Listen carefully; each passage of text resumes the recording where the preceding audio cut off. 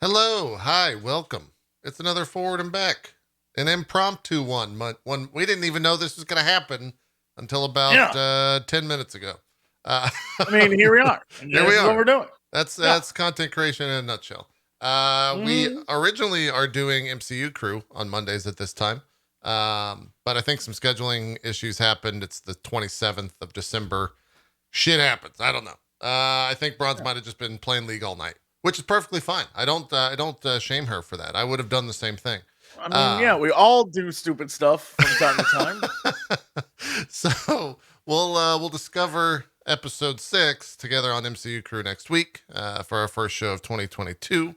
But for Mhm. now, Jesse finished the Endwalker yesterday, and I asked him if he wanted to just do this now since he was here and I was here, and why not? I Yeah. don't here. Might as Here's the well. thing. Here we I are. I asked Jesse if he had enough time to even like. You finished it literally last night. I think 12 hours ago.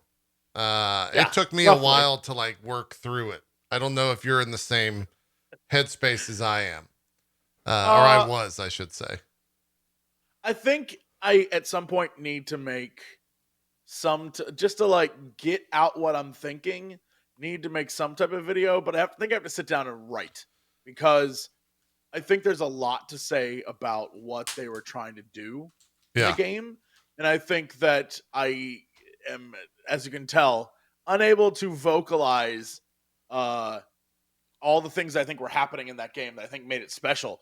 But with that said, I want to take the time to like go on Reddit and see what people said or like go to because I imagine that because this one had a vibe to me that felt very similar to Stormblood. yeah, And I know that Stormblood wasn't a lot of favorites for people. They didn't like the jumping around. They didn't like, the villain, that kind of thing. And this one was like, oh yeah, no, it's Stormblood, but it's the last one. So I'm very curious what people think. yeah, But yeah. Well, let's start this off with and just say, hey, if you're watching this and repeat this during the chat, if you don't mind, mods in my channel and even viewers in both of our channels, we're going to straight up be spoilering the entirety of Final Fantasy 14. If you haven't played or you don't plan on playing, it's fine. If you're currently playing and you're working your way through any point of the story, it's all, we're going to just talk about it at length. So this is your warning, at least on stream. Hopefully we keep the warnings up in chat.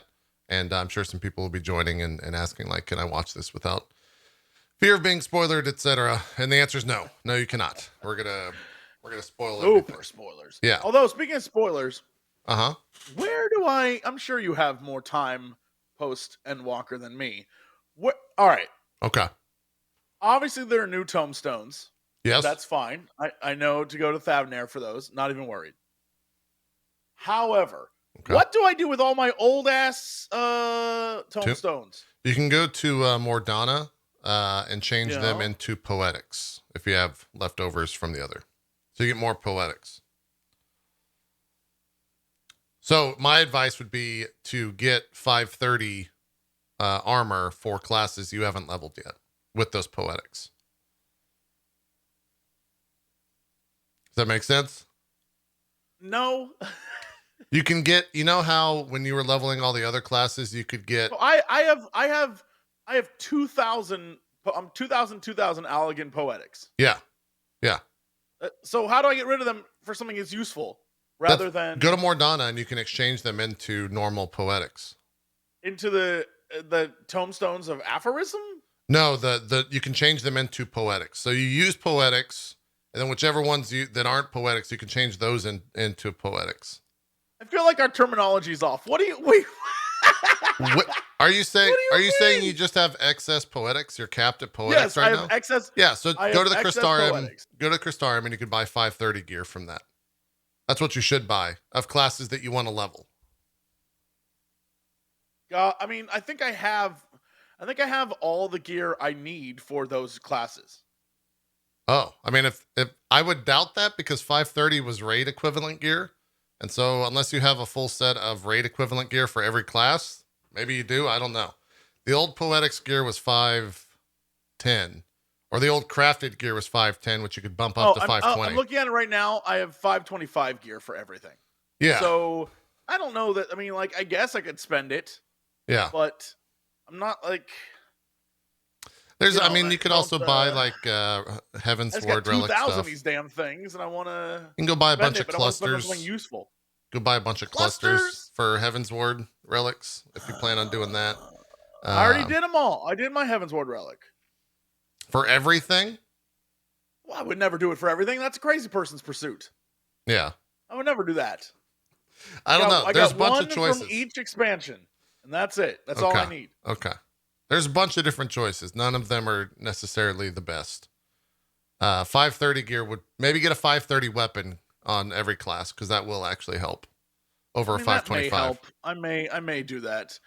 But even like if I go to Sage right now. Sage, where the hell did I put that? I mean, you know what? Never mind. I could really do it for Sage. I'm rocking 490 gear, so 530 could work. Yeah, buy some 530s. You're not going to be able to get a full set. That means I got to level up Sage. Ugh.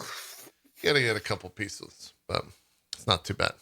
Now, let me tell you on some retainers here, Jesse. If you got some retainers and you sent them on quick ventures at level 90, they can give you 530 gear. You can get 530 gear from those quick ventures. So I'm sitting on 6,000 poetics, and I've almost got full sets for everything because of the ventures bringing back the good goods. I've also made about 11 million gil by just using ventures this your ridiculous amount of retainers. Yeah, it's the life of a man with 9 retainers. I've got 100 of one item up for sale, individual for a certain amount because no one posts individual. But I've got 100 of them posted because of all the goddamn retainers. It's great. I am like 2 retainers. Oh man, I might need a 3rd retainer. And you're like, I have 9 retainers. Yeah. I'm thinking about just getting 10 because fuck it. That's the final one, right? After that, I'm done. Then I actually have to start thinking about my hoarding issue. But until then, I've always got one more escape, ultimately. Oh, I don't even know. That means I would have to come up with a 3rd name if I got a 3rd retainer. Names are hard, and everyone's coming up with every name. Real stupid, but very useful. I don't know if I've discussed them here. I might have. No. What are your? So I've got Desynthia. Okay, so that's my character where I put all my gear that I needed to desynth. That goes there. I've got Craftia with a K. That's metal and wood. I've got Craftia with a C. That's cloth and cloth something or other. Cloth and leather. For cloth. And then I've got Craftia with a Q, and that's all the weird shit, all the oddities, all the alchemical stuff. Right. Yeah. Q for quirky. I've got Miscellaneabla or something like that. Miscellaneabla is no way. That's just random her mother shit. Named her that Miscellaneabla. That's random shit. Name. I've got Materiasa, which is just materia. Materiasa. That's where all my materia goes. And then I've also got Materia End, which is where all my Endwalker stuff goes. Materiasa is. I might have missed. Oh, and I also have Gear Tria. Gear Tria is just gear that I haven't descent, but I want to keep, etc. Right, Gear Tria. Yeah. Yeah, it's great. It's a perfect system. It's perfect system. It sounds perfect. It sounds. You know what? It sounds like you know where all your stuff. I know where everything is without having to item search. I just know. I never know. It's great. I'm always like, who did I put this stuff on? I'll figure it out. And then I just sit there for like 5 minutes going through gear. Yeah. So I get it. I understand. It's a great naming system. They're also color coordinated in their outfits. They all have the same outfit. They're all summoners. So, easy peasy. That's beautiful. It's great. Yeah. It's great. It's fantastic. Retainers are great. You should get some retainers. Pay a little bit more for that sub. I really should. I really need to give them more money for. Also, here, someone to hold all the crap. I'll sell you even more. If you get the Final Fantasy companion app, you also get a free retainer. If you pay for the app on Mog Station, you get a free retainer and an additional saddlebag. You get an entire saddlebag page. It's great. What is this thing? Hold on. It's now. Great. It's 10 out of 10. What do you mean? It's the Final Fantasy 14 companion app on your phone. The Final Fantasy 14. I got it. Oh It's my right god! here. All right, I'm gonna have to go. You got to log in getting and all on this there. shit. My Yeah. phone's across the room, and I'm not gonna go get Yeah. it. But It's great. I like that. It's great. You I get don't. the Yeah, I don't need second retainers, saddlebag's but like fantastic. that saddlebag is huge. And you get a retainer That's with it. And you get a little app that doesn't really do much. I don't really know what the app does. I've never used it. It's like $5 extra a month though. You're selling it to me. Yeah. It's going really well. So I get another one in game. It just pops up like you have 2 saddlebags. Yeah. And like you get a that's second good. page of it, which is great. That's I think it's 40 more right slots, there. 40 more inventory slots on that. So 40 slots is more slots than I could ever need. yeah. I don't know. That's true. Now that I think about it, that doesn't seem true at all. Yeah. Anyways, hey, let's talk a little bit about Endwalker. Let's talk about those spoilers. I do want to toot our horn. We called so much shit, Jesse, in this expansion. It's insane. If you go back and watch our video, we called so much goddamn shit. This podcast spoiled the fuck out of me. I gotta give you the credit where credit is due. You called our friend becoming our friend. Kind of. Yeah. I guess that qualifies. I mean, he did save the universe in a way. That man literally said he was an associate. Yeah. He's like, that I am an associate of them. So, you know. That was, for me, if we're talking like biggest emotional moments, him crashing through the side of whatever that was, the galaxy, that was the biggest moment for me. Biggest pop off, biggest like, oh my God, I can't believe that's real. Yeah. Biggest like, what the fuck is happening? It's great. The thing is, like, I like wasn't expecting it, so that's why I loved it so much. Yeah. But for some reason, I'd been joking all the time through the entire series of streams that Tataru's Carbuncle would be the one who saved the day finally. And then there was that quest in Labyrinthos that was about the Carbuncle. I was like, oh my God, this Carbuncle. And then when I like made a joke, and then when like the shatter, I was like, is that Carbuncle? Fucking Carbuncle? I would have been like, guys, no way. But I was equally blown away there was a dragon, because I wanted to ride a dragon all expansion, and I finally did. Dude, it's incredibly well animated, and I think I liken it to the axe dropping moment from Shadowbringers, because the music hits at the perfect time, and the way that like the music starts to swell as your character starts to run and jump off of whatever platform you're on in the dungeon and like jump onto the back. Yeah. It's incredible. It's the best part of the expansion for me. I think I would love to know what the consensus in the community is on the final boss fight, because I feel like I can understand both why people would be let down that it didn't have its own theme versus what theme it did have, which I think is actually like very smart and like super fun. Yeah. And that the idea of you start the fight with the Stormblood boss theme while you're riding on you literally are taking every boss that you fought with you while actually taking a boss you fought with you to the final battle. I think it's like a very good kind of like, I mean, even the last part of the battle is your boss song. Right. And she even admits that like, you were my final boss. Like, I think it's brilliant. I think it's very good. I thought it was great. I think most of the community was fine with that. I haven't like done a deep dive into it to really understand. In your chat might be giving you information on if they enjoy it or not, but I imagine I thought it was like fantastic. All things mixed. Yeah, I thought it was great, but I like meta stuff. I like the idea that it was like very on the nose if you just like looked at it from like, a 30,000 foot level, like, oh, this is what they're doing, this is great. But also I know that not many people are actually fans of meta shit, where they're like, they should have just made it be like, I am the Endwalker song, and you are fighting me in some the end. Symphony opera, like super dramatic. Yeah. I think the actual mechanics of that fight were badass as well. The one thing that like it bordered on the like, okay, this is actually like really anime, is when the screen goes black and everything goes dark And then all the scions say, when they say light the way, I'm kind of like, ooh, Light the okay. way. I It like that was is anime. I love everything, and the music after that is incredible, and the sequence of events that happen is great. But just them saying "light the way," I was like, "Ooh, that's a little anime for me." it was so A Realm Reborn. They Yes, literally shot for shot showed the scenes from yes, that opening cinematic. So like it was, you know what? It's super cringe, but like whatever, it's it fine. was still fun in the moment. I enjoyed Yeah, it. it's Yeah, fun. yeah. Yeah. It's definitely yeah, you can't negate the fact that a lot of Final Fantasy is still very like Well, still a anime as JRPG. fuck. Yeah, it's Yeah, still yeah, an it's still a anime. JRPG. Yeah. And so it's gonna be like that. But like I enjoyed it. I thought that was cool. I think they did a great thing. I didn't realize this until I don't know, last week, maybe? Some point, go back and relive all the main fights from the game.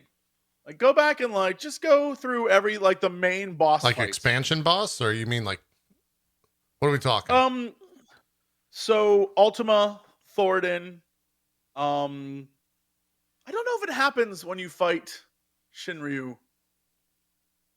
Uh but it definitely happens with um all the other bosses. But there's like a moment, a really great example, and you can do this easy because it shows up in roulette all the time. Yeah. Go back to Thoradin.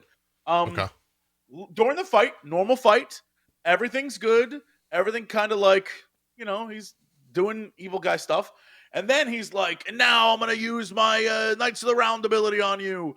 And like, The like he ultimate summon thing. breaks the monitor and everything. Yeah, yeah, yeah. But after that, usually he dies too quick. But if you just like chill for a sec, you'll see after he uses his ultimate, he no longer does any of his other abilities and he like wildly swings at you. And I think that that is like a very cool moment of like, this bitch knows he lost, right? Yeah. Same thing happens in many other fights. And this last fight included. When you get to the final portion of the fight, when you're in like the like, it's me, I'm the boss, bitch. Yeah. If you go back and watch her, she like stops doing her abilities and starts flailing her wings about, Right. Well, she's which does confused like as massive fuck. AoEs. Yeah. Yeah. And I love that shit. I think that's a very good like kind of tidbit they keep throwing into the game, which is like It's the like boss will use some massive like die, bitch. And you're like, no, you die. yeah, it's like a And then they're like, narrative. oh It's like narrative yeah, storytelling through gameplay that you don't yeah. necessarily catch on to. Yeah, I agree. But I don't think that happens in Shinryu, which is interesting. Uh Um, because all he does is the tail, and what is the I don't think that ATB event on Shinru? Is that at 50%? It's been a while since yeah, I've it's done when he that. blows he Yeah, okay. destroys the platform. Yeah. Yeah, yeah, yeah. That's So true. that's interesting. Yeah. And they it's one of those things that like consistently they keep adding into fights where like a boss is like, I got you now, and you're like, oh, I got you. It's one of those like, you're trapped in here with me. It's Yeah. great. I Well, love they it. they even I think further indulge in that idea when you fight Zenos right afterwards, when it's like, all right, you can die 6 times. You can like go above your limit here 6 times. Mm, yeah. And one of those they're gonna take from you just, because of the I felt sequence of like events. it was two, but maybe I just suck. No, no, it might be two. It might be two. You might be right. I think it's either Yeah, one or two. because There's definitely one where it one shots you, and then he does like the form change. And I think maybe when he yeah, does the and form change, there's another one. Yeah. mm, Um, yeah. but that I loved everything about that. I thought that was awesome. That like I also think that in a lot of ways, Xenos like turns into Yoshi P for a second there, like turns into the developers because he's straight up saying like, "You love this shit, right? Like you're constantly looking for the next big bad. You're like trying to always fight the I biggest think bad he's in the supposed to room." be us. Yeah. I think You think one of Xenos my is supposed big to be takeaways. us? Yeah, one of my big takeaways is Xenos. Again, I felt like this. I felt like Endwalker was super meta. I feel like Xenos as a character is like about halfway through the expansion. I made a comment about like mocking. I was making fun of Xenos, and then I was like, "Oh shit!" I just made fun of like me, and I was like, "That's really funny that I'm kind of like Xenos." And then at the end, he literally is like, "You are doing all this shit to like fight a harder boss, and you keep like doing all this stuff and you keep throwing your." It reminded me, what he said reminded me of when I went through the Ultima Ultimate, And it's just like you keep throwing yourself at this thing and dying, and like he just kept coming back. Yeah. And to us, we were his ultimate boss. And he was just like, I can't believe I lost again. I was like, first time? Yeah, I know what that's like. So I think that the way he came off, I was like, oh yeah, this guy is 100% just the player base, right? I can see that interpretation. He calls you his mirror. And so I feel like the meta nature of that isn't, yes, little JC, my mirror. It's literally like, hey, player, I see you. I see you. I see you. Which is why I think they give the option of like, you're damn right, I'm gonna fight your ass. You know what I mean? Oh, I chose the first option, and it was the most badass response of like, oh, he's like, that I can't deny. Yeah, that I can't deny. It was straight up saying like, yeah, fuck it, let's go. I've been waiting for this shit for like 3 expansions. Let's just do it. Yeah, let's get it. Let's get through it. Yeah, I'm very curious what some of the other.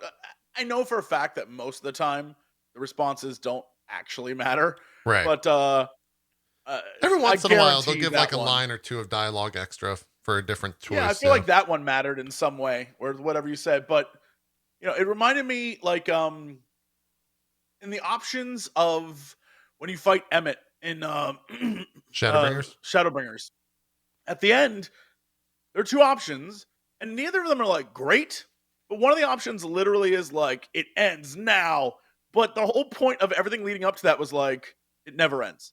So I was like, why would I ever choose that? Yeah. That thing, the whole point is like, it's not ending. We're purposefully not ending it. And I was like, okay, I feel like that's a weird one.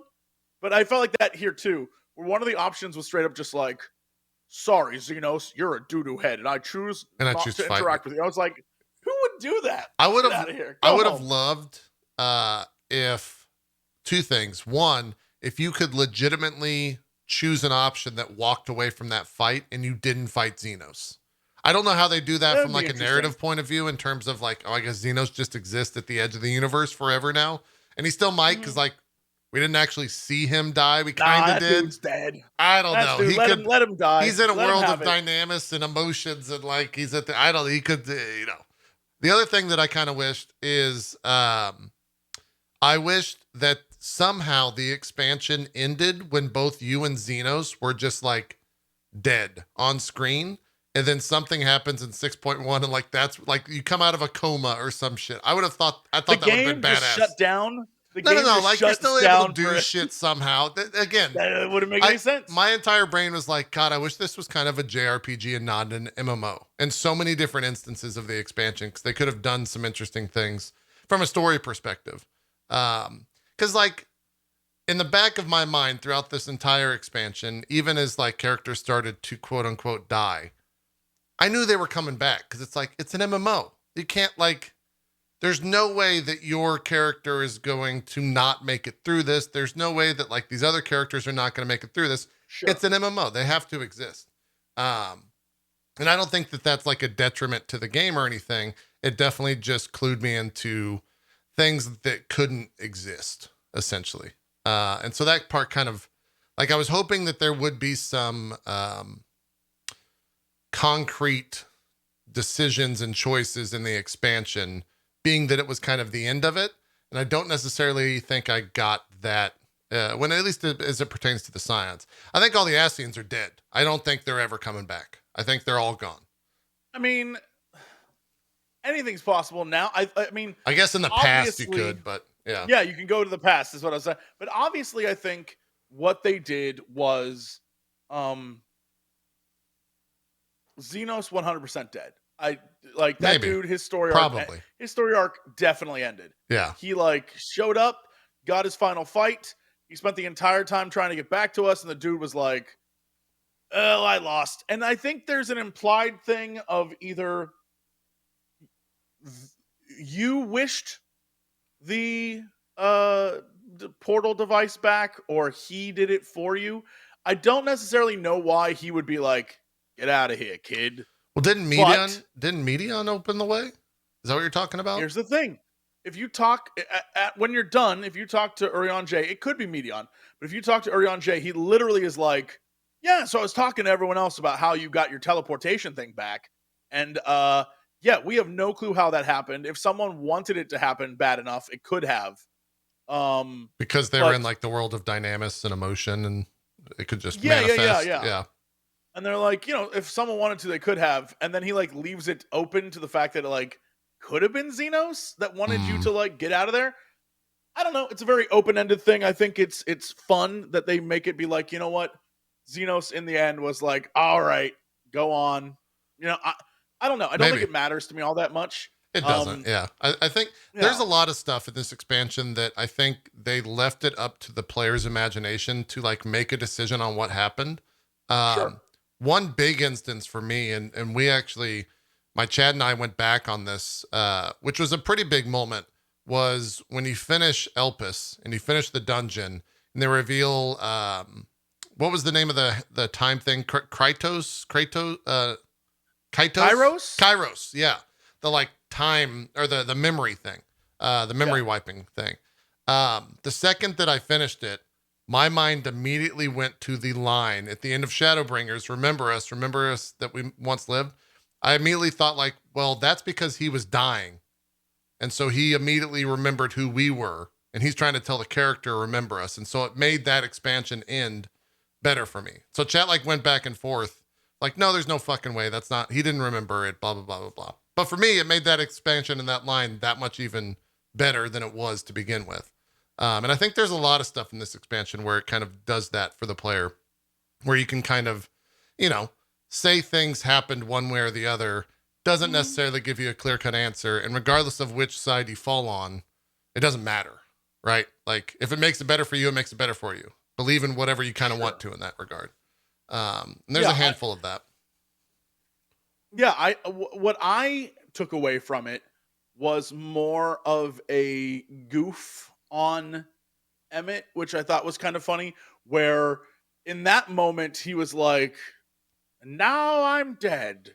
Remember, hey, you guy I just found out existed and you have some asm in you, like, remember us. You're the last of us. Yeah, And then sure. him remembering in the underworld being like, oh, these bitches. Like, I like the idea that he like went through all of that and he was like, I literally gave you a speech and all this shit. And the entire time I've known you and you like punked me like, oh, fucking Heidelin.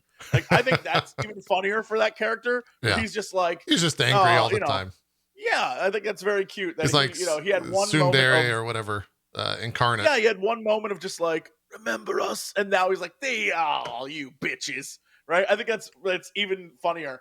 Um, I I definitely think that this expansion is one where it I would have to watch someone experience it who has not Being either it. one well there's so you know Rich or Co or any of the streamers who have in the last, it took me a year and I don't know, a year and a half to play through everything from the end of A Realm Reborn all the way to this, Yeah. right? And I've done everything along the way. Like everything there was to do, I've been like, I'm gonna do it. I'll at least do one of everything. Um, and I can, from my perspective, because I did all that, going into Endwalker, one of the things that seemed to stand out to me was it was very much like, Endgame or something where if you had not invested the time and energy into the property, there were a lot of things that were literally just like, Fall flat. this entire 2-hour block of content is straight up just like a character you met in the past or this thing you did in the past or this. And I don't know, like, I ignoring the Riches and Co's and everyone who has done it even in a shorter time, I think they have more experience with like, oh, I recognize that because I did that 2 weeks ago or whatever, right? Yeah. I'm curious of someone who's like been in Final Fantasy 14 for years and years, and it's been like, 8 years since they did Heaven's Ward or whatever, and now they're getting to this point, but they didn't do anything else.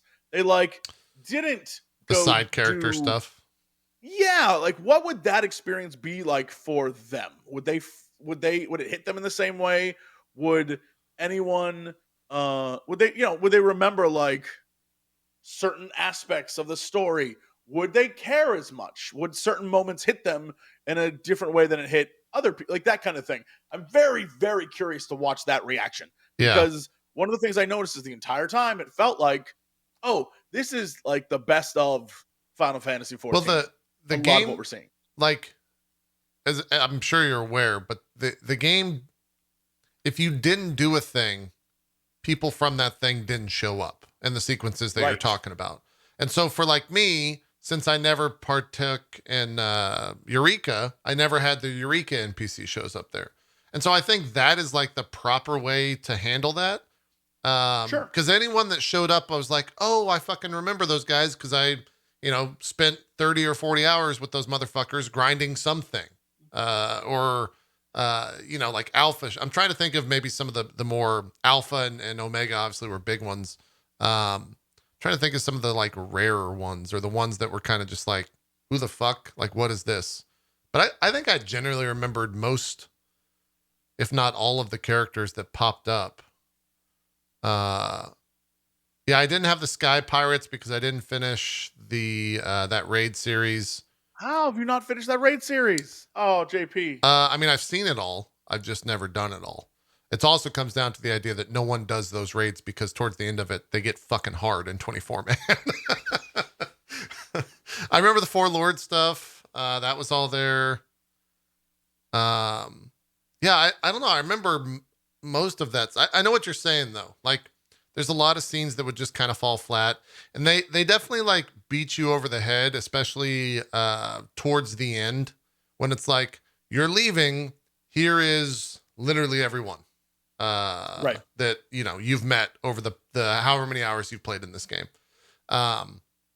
But I thought that And stuff was great. It pulled at the memories. It was yeah. Yeah, a lot of the yeah, memories, a lot of the things that we did uh come back to us, which I think is great.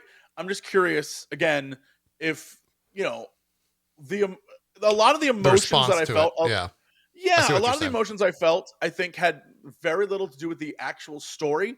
There were some, like, at the very end obviously it was very sad.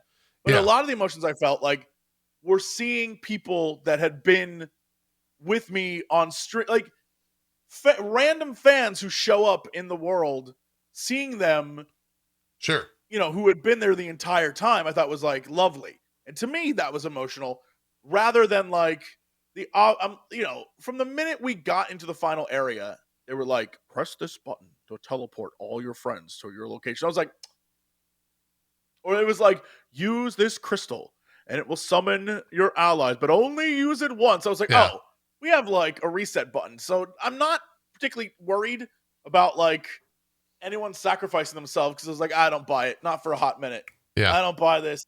And so I wasn't too worried. I thought what they were saying was very nice, and I thought what was going on in those zones was very nice. I love the final zone. It's like super cool. A lot of really great stuff. However, a, a lot of it was the emotion of like the experience of going through it and seeing like, oh shit, I remember that, and oh, I remember that. And again, it feels very endgamey, where it's like, oh well, the reason why we went back in time was so that we could have some awesome moments with these characters that you know and love before we before they're end. gone. Yeah, Yeah. And so I don't know. I don't know how. I'd love to see a negative review. I want to see like what someone who did not like it thinks, just so I can sure. like figure out where their head is. Yeah, and I'm sure I definitely saw a lot of conversation. I think for me personally, Endwalker is my favorite because it does, it's a culmination of everything that I enjoyed, and it made Mm-hmm. Shadowbringers, which was prior to this my favorite expansion. It made that expansion better for me. But in like saying such and as tweeting such, I definitely had people saying like, it wasn't as good as Shadowbringers, it wasn't as good as Heaven's Ward for me, blah blah blah blah blah. So there's definitely Mm-hmm. are, there's a conversation out there to be had regarding like best, worst, whatever expansion, I think which is good. if I think that's great. I love that yeah, there's yeah. discourse on it. I think that the thing that I think is very important for me is that as an overall story, this multiple arc story, having played it all through in the past year, everything checks out in in a way that I think is very, very um like, I don't want to say concise. It is a story that from start to It's finish knows grandiose, if exactly what anything. it is. Yeah. Yeah, it knows exactly what it is. It knows the story it wants to tell. It does not deviate from that story. And so Endwalker, I think, wraps it up in a way that is, to my estimation, I think this is uh, one of the better Final Fantasy entries. It's definitely in the top 3. I'll let the internet decide where it falls. But I feel like Expansion it's or Final Fantasies in general? in in general. I mean, Okay. like in general. I mean, Sure. the Final Fantasy franchises, I think it's one of the best ones. And I think Endwalker serves as the like Return of the Jedi for the like Return of the Jedi. When you watch it, you realize it is literally Jabba the Hutt scene and then a 2-hour battle. Right? Yeah. It is straight up just like this is clearly the end. And if you look at it critically of like, well, what does this thing do? What were they trying to do? It was a lot of just like fan servicey moments and things that set up like literally Emmett is just like, you've got so much else to do, you dumb bitch. Like, Yeah. go to this other place and visit this thing. And Spoils the that future place? expansion. Yeah. Literally every single thing anyone's ever wanted. He's like, oh, and go do that too. That was a great moment for sure. Yeah, it's fantastic. But also, truly, it offers nothing. You know what I mean? Like, it isn't like, oh, what an amazing story. It was just straight up like, it was developers speaking to us. Yeah. And there's a lot of that in this expansion that's just like, hey, thank you for playing the game. Hey, this is, you want this? Fuck it. This is going to happen. Yeah. And this thing's going to be cool. I mean, to push that even further, they straight up ask you 4 times, like, did you have a great time? Did you enjoy your journey? They don't let you answer in character because something always happens until the very end. But I felt like every time that was asked from whoever was asking it, it was both like a great emotional moment of like, holy shit, we have done, however many hours you've played in this game. And you start to think back, not even like story stuff. You start to think back like, oh yeah, I did that raid this past expansion and I cleared that with 7 other people and it took X amount of hours and like that was fantastic. Like that type of stuff I think was great. But it was definitely the developers talking to us, maybe not necessarily the characters. Yeah, and I think that goes to me wanting to see like a negative review. Yeah. Because they beat you over the head with it for sure. I unabashedly love it. I think it's a phenomenal ending to that story. I think it wraps up the past nicely in a neat little package while hinting at the future. Like, now I know for sure that there is another dragon and that dragon is chilling somewhere and he's not picking up his texts. So like, ooh, that could be interesting. And there's other zones, places to explore. Ready for it. Here for it. They even are like, and there are other stars, you big idiot. Go to the other, reflections. I'm like, I want that, Emmett. I want that so badly. And I want it so like, that's great. And all the characters you meet along the way and everything that they did, I think is very, very good. But with that said, I can recognize that there are parts where had I not been invested in the story, I don't know that any of it would have landed. Like, because it's so story heavy, if you don't take the time, and I think Yoshi P was right, if you don't take the time to just like appreciate what is happening, you're not gonna like it. And I can feel that coming from the game. Like, I know that I unabashedly love this game, but at the same time, I'm like, ooh, I wonder how this plays with people who aren't bought in completely. Yeah, they probably were just upset towards the end because most of the expansion, I think, after the first trial, they kind of just beat you over the head with like, this is the end, it's sure. Like just nonstop. They constantly repeat that line and that like general thought process. So I think if you weren't invested in the story, you probably didn't like that at all. And I don't think Medion and Hermes' story was like all that fantastic, but it allowed for them to bring in the rest of the story and make it make sense. Like that was why it served its purpose. It wasn't it depends on how you feel about the idea of like nihilism and like where you're at mentally and in a lot of ways, the end of the expansion's like incredibly depressing, depending on how you look at it, because you're basically stumbling upon like specifically the last zone. You're stumbling upon three different races that ultimately found their meaning of life to be just like, you know, pointless, or they excelled so well at whatever they were doing that they found that there was no reason to it. They didn't like take time to enjoy the journey. They were more interested in the destination. Um, and I think I Sure. could see that applied to players as well throughout this expansion, right? That Mhm. stuff was probably just, there's three different stories around the end that are all around like nihilism and like, you know, life is pointless, life is meaningless. And if you're Yeah. not interested in the story at that point, and you don't care about the characters at that point, you're probably just wanting to get to the fucking end as soon as possible. Yeah, yeah. Because especially that last zone is a lot of like, we are going to hammer this point home. Yeah, three different ways. Yeah, and but it also but it serves a purpose. It clearly serves a purpose of like, this is a metaphor for, you know, everything that you're going through.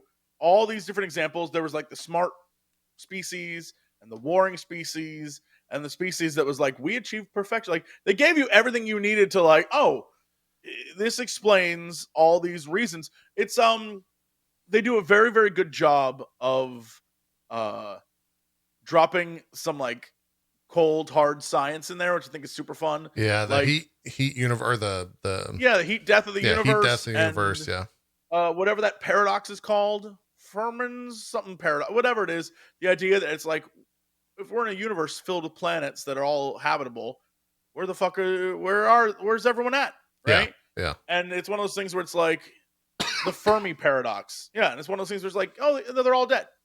Like, you know, there is no giant spacefaring anything because like they all just died.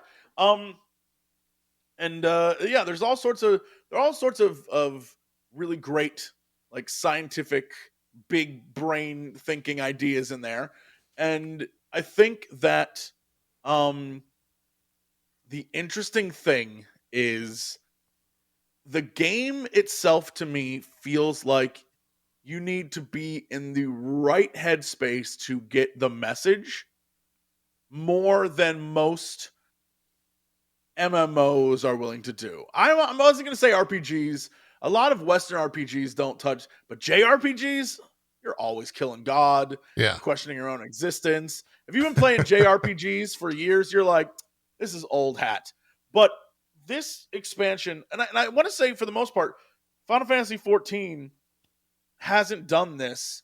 Last expansion they tried, but I feel like the writing took a turn into the less RPG tropey and more like, I'm a writer going through some shit, and so I'm gonna put what's going in my head down on page. You know what I mean? Like sometimes you read a thing Yeah. where you're like, oh, this is like someone is writing truth, Someone's going through and some they're shit. like, yeah. And I think that it's always good because it always rings true to everyone else. It's like, oh wow, this is emotional because it's like, this is someone, you know, this is like you're questioning reality. And I think that a lot of people, especially in the MMO community, are not like in the headspace of, oh yes, I will play this game where I grind out bosses and gear, and I would also like to question my own existence and what makes me happy on a day-to-day basis, and like, Yeah. is life worth living? Like, I think a lot of people are not mentally prepared for that kind of thing, I would and agree with so the that. minute they hit it, would rush through the ending because they don't want to think about it. And Yeah. even in chat, I was goofing because um uh, uh, they were talking about the heat death of the universe, and I was like, oh well, don't worry about that. What you really should worry about is the fact that like there's a weird like the Higgs field that is like It's keeping everything the you together. know, Yeah. yeah, the theorized keep everything together field. At any point that could just pop and we'd all dissipate into atoms.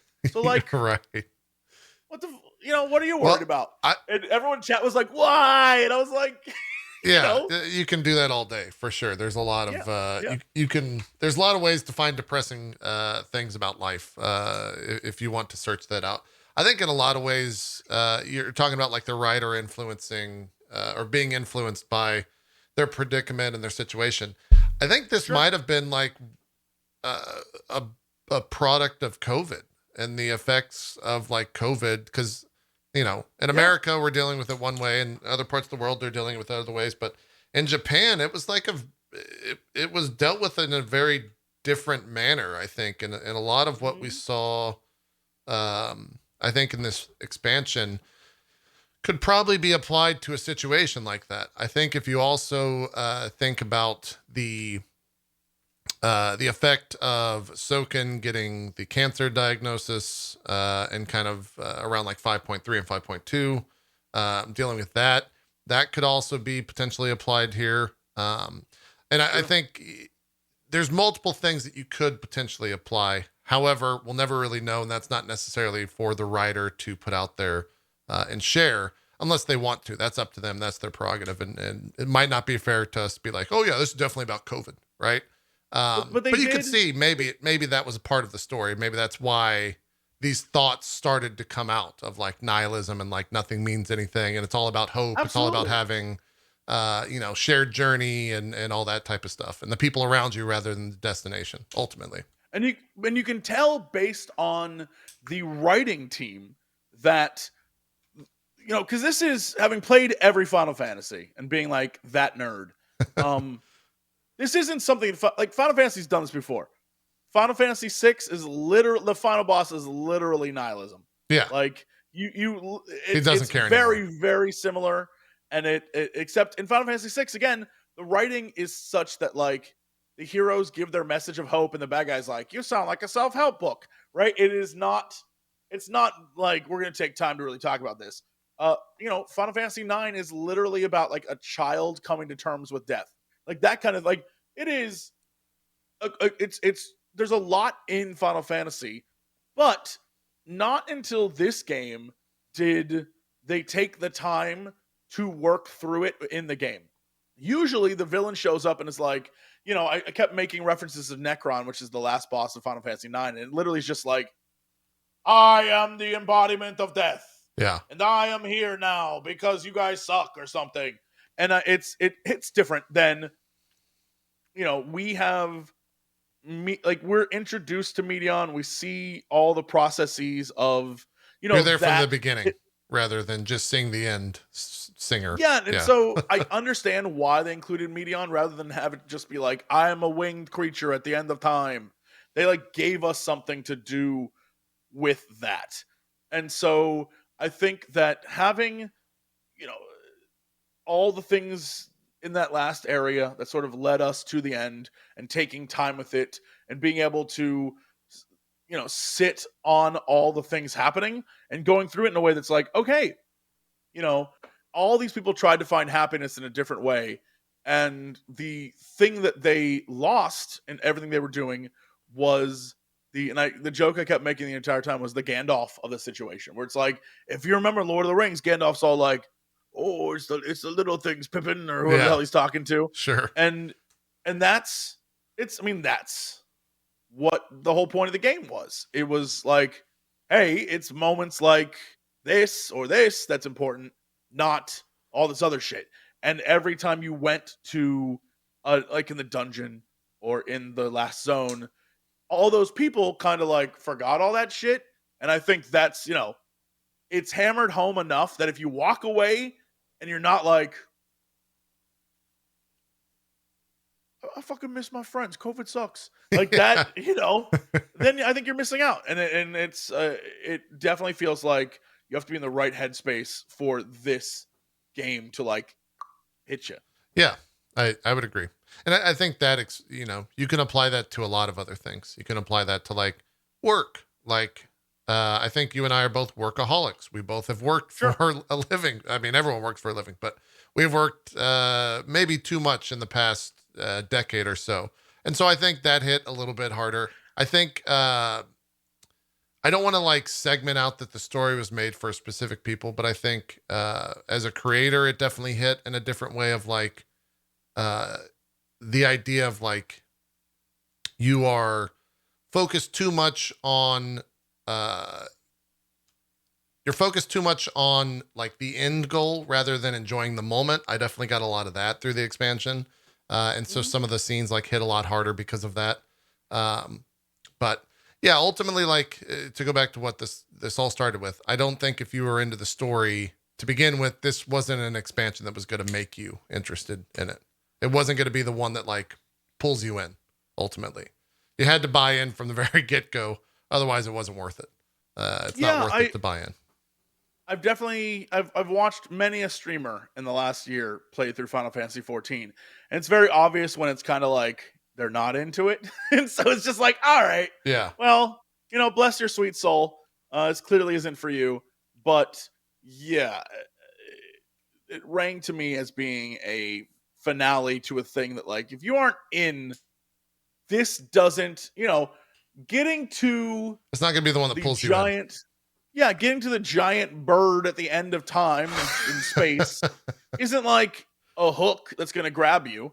And neither is like a Zenos fight at the end is only there for those who have been like I don't know how that hits well if you aren't bought into the idea of like I'm gonna beat the shit out of Zenos. I hate this guy so much. Yeah. Like if you aren't bought in to the idea of that, when you get there, you're gonna be like, why am I doing this? Like I hate this character. Just go away.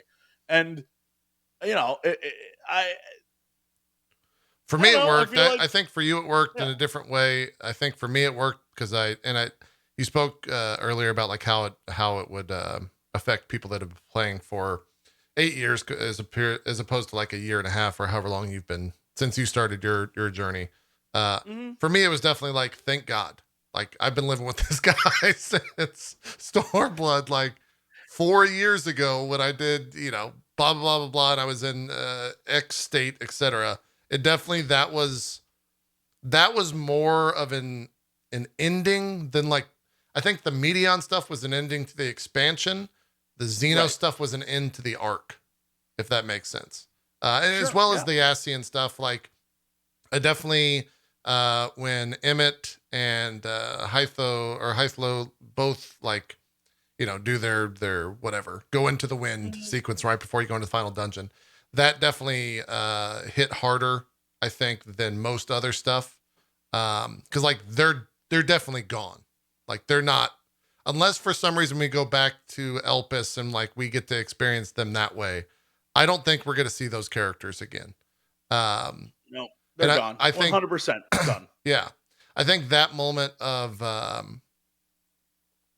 going back in time and experiencing them, and even when you got to do the dungeon with them as like your trust group, the fact that they Mhm. added that all in there made me appreciate Emmett as like a character even more. And I think he's like, for my interest, one of my favorite characters in video games, let alone maybe even media, for a very long time. He's just, I just love everything about that character. I I love can't how I he's true to himself the entire time. Like he I didn't can't change believe over they 10,000 fucking years. Like I they love everything Kingdom about that Hearted that character. man. They did. Oh, They 100. He Kingdom definitely looks like Hearted a the Xehanort. shit out of When that he first man. showed up, I was like, Xehanort? What the fuck? I couldn't believe they were just like every Ascian is from Kingdom Hearts. I was like, all right, Yeah. sure. Yeah. Yeah. He definitely, when you first see him, he's definitely got those yellow Xehanort eyes. But So funny. yeah, I love the fact that we went back in time. I was not expecting that. Like when to set up that whole process and you're sitting in that bar and Thavner and like it goes over to Grahatia and he's like Elidibus and I'm like, oh, okay, so we're gonna go back to Crystarium and like talk to Elidibus and then Elidibus is like, yeah, I'm gonna send you back in time. I was like, oh god, they're gonna fuck this up. They're gonna absolutely fuck this up. This is gonna go bad. They're introducing timey-wimey. They immediately introduced the idea of like, you can't fucking touch anything. You can't affect your future, blah, blah, blah, blah, blah. I'm like, this is gonna go bad. And then it ended up being like a highlight of the expansion for me. And they put a pretty bow on it at the end where it's like they're gonna forget everything that happened. So there's no, at least in a grander scheme, there's no like, well, there's no paradoxes. It's still kind of interesting to consider the idea I of like, well, mean, did we cause our own end? I was about to. There's a paradox. Don't say that. Yeah, They there's paradox the that. shit out of it. But for the most Like part, the loop was closed.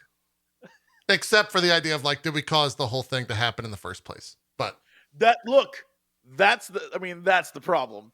We went back in time. It's just so funny to me that like Hydaelyn makes us the warrior of light, and then in the end we go back in time to meet Hydaelyn and inform her about the future. us, Hence, yeah. she wants to make warrior of light.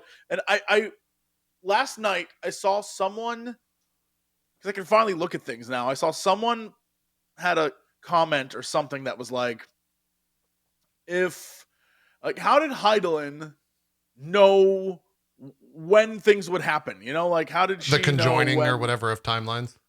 Like yeah, all sorts of different things. And I was like, I'm look, if that's your one concern, I was like, if that's your time travel concern, then we're fine. It's all right. Yeah, for Like, me, you the know, timeline stuff worked. I definitely, as that process started to occur, my entire thought process is like, this is crazy. This is absolutely yeah, crazy. This is just like, I can't believe this is where they're taking the story. And I think that whole thought of like, this is crazy started when you fight Zodiark at level 83 and you defeat the big bad of the entire game at that point. And you're just like, well, what the fuck? What, what the fuck do we do now? Like where do we go from here? And then, yeah, and yeah, then they do the mood shift of, all right, here's Zodiark, big bad world ending boss thing. That's like, you've been building up to for the entirety of the game. They're like, now here's some fucking bunnies. Let's put some little, let's give you a breather. Let's tone it down a little bit. Let's make things a little less serious and introduce a but shit ton of bunnies. but to to my complete surprise, and I'm gonna say to the credit of the writing team, they made those cute ass bunnies, and then they introduce the monstrous element of the game, which is like if you show fear or depression or whatever, you turn into a monster. Yeah. And then they introduce the fact that you went and met Hydaelyn in the past, and so Vana is now like, oh, okay, I know what to expect. So then going to the future, Hydaelyn creates a race of characters designed to be ultra cute as the like hosts for your intergalactic journey, because those cute ass characters are going to calm you down so you don't turn into a fucking monster. Yeah. I think that's great. Brilliant. Love it. And Love it. the other crazy part to really consider is the fact that that's all callbacks to other things within the Final Fantasy Yeah. lexicon, right? Like They that's just just fit Final it. Fantasy IV. Mhm. Ultimately, Yeah. yeah, that They whole straight up were thing's like, all crazy. right, we're going to include these cute bunnies because they're on the moon, and we're doing that because it's a callback and people are going to love it. And we're going to like come up with a reason to have it in universe and not be just like Random. because. Yeah, Yeah, yeah. great. So good. I Yeah. thought that was all fantastic. But yeah, in terms of favorite zones, I think Elpis was probably my favorite zone. And I haven't even done the side quest there. Apparently, in the side quest, they like answer a bunch of or give answers to a bunch of random ass world building lore questions. Great. You haven't Yeah. done the raid yet either. There's some of that as well. Um, kind of, not necessarily, but yeah, I want to go back and like fully experience that zone. But there is so many fucking side quests there. There are like around one zone. There's like 30 side quests. It seems like a lot, so I haven't done that yet. Yeah, I'm very, very curious about the raids. And obviously, I'm sure I'll do them soon. But the idea of like They're pretty the bare end bones credit, at first. It feels. yeah, the end credit scene straight up was just like, oh, hey, it's Elidibus looking like everyone else. Look, am I, someone tell me, is there a reason why everyone has white hair? Yeah, I don't know. Everyone in that entire like race definitely has gray/white stained hair. Yeah. No, I mean, I'm very aware that it's like an anime as fuck Asian like trope. Like, I get it. I get like, oh, but is there a reason canonically in the game why most characters have white hair or off-white hair? Oh, in the entirety of the game. Oh, I, that's literally all the Scions but Graha. You know, like I very much understand like culturally and look, I've seen the animes, The I've played animus. countless JRPGs. I know that like the big bad guy always for some reason ends up with white or blonde hair every time. Like always. I get it. But it's very curious that in this game, everyone but Graha has like white, gray, blondish hair. And then all the people, all the Asians, and I was like, oh, is that a like a Is that because thing? everyone's related to an ASEAN or something? Trace I mean, I don't their think gene so, pool but back like, to an ASEAN? it's certainly an interesting thing. Like, you know, I don't know. I mean, there's obviously people that don't clearly, or else, like, if everyone had white hair, That it would would be a be thing. distracting. Yeah. Yeah. So there's obviously characters that don't, but for the most part, you go through some scenes and everyone's just like, oh, there's another white hair. Like, Elidibus and Vana look very similar. Yeah, I honestly, and I don't have an answer for this, but part of me believes that Vana is Elidibus's mom. Interesting. Had not considered And that. I haven't I don't considered have any how reasons for Asians that. reproduce. Yeah, I don't have any reasons to believe that except for the fact that he's a young kid. But I definitely think there's something going on there. Anyways, I don't know. someone did ask that question to Yoshi P at the Chinese Fan Fest.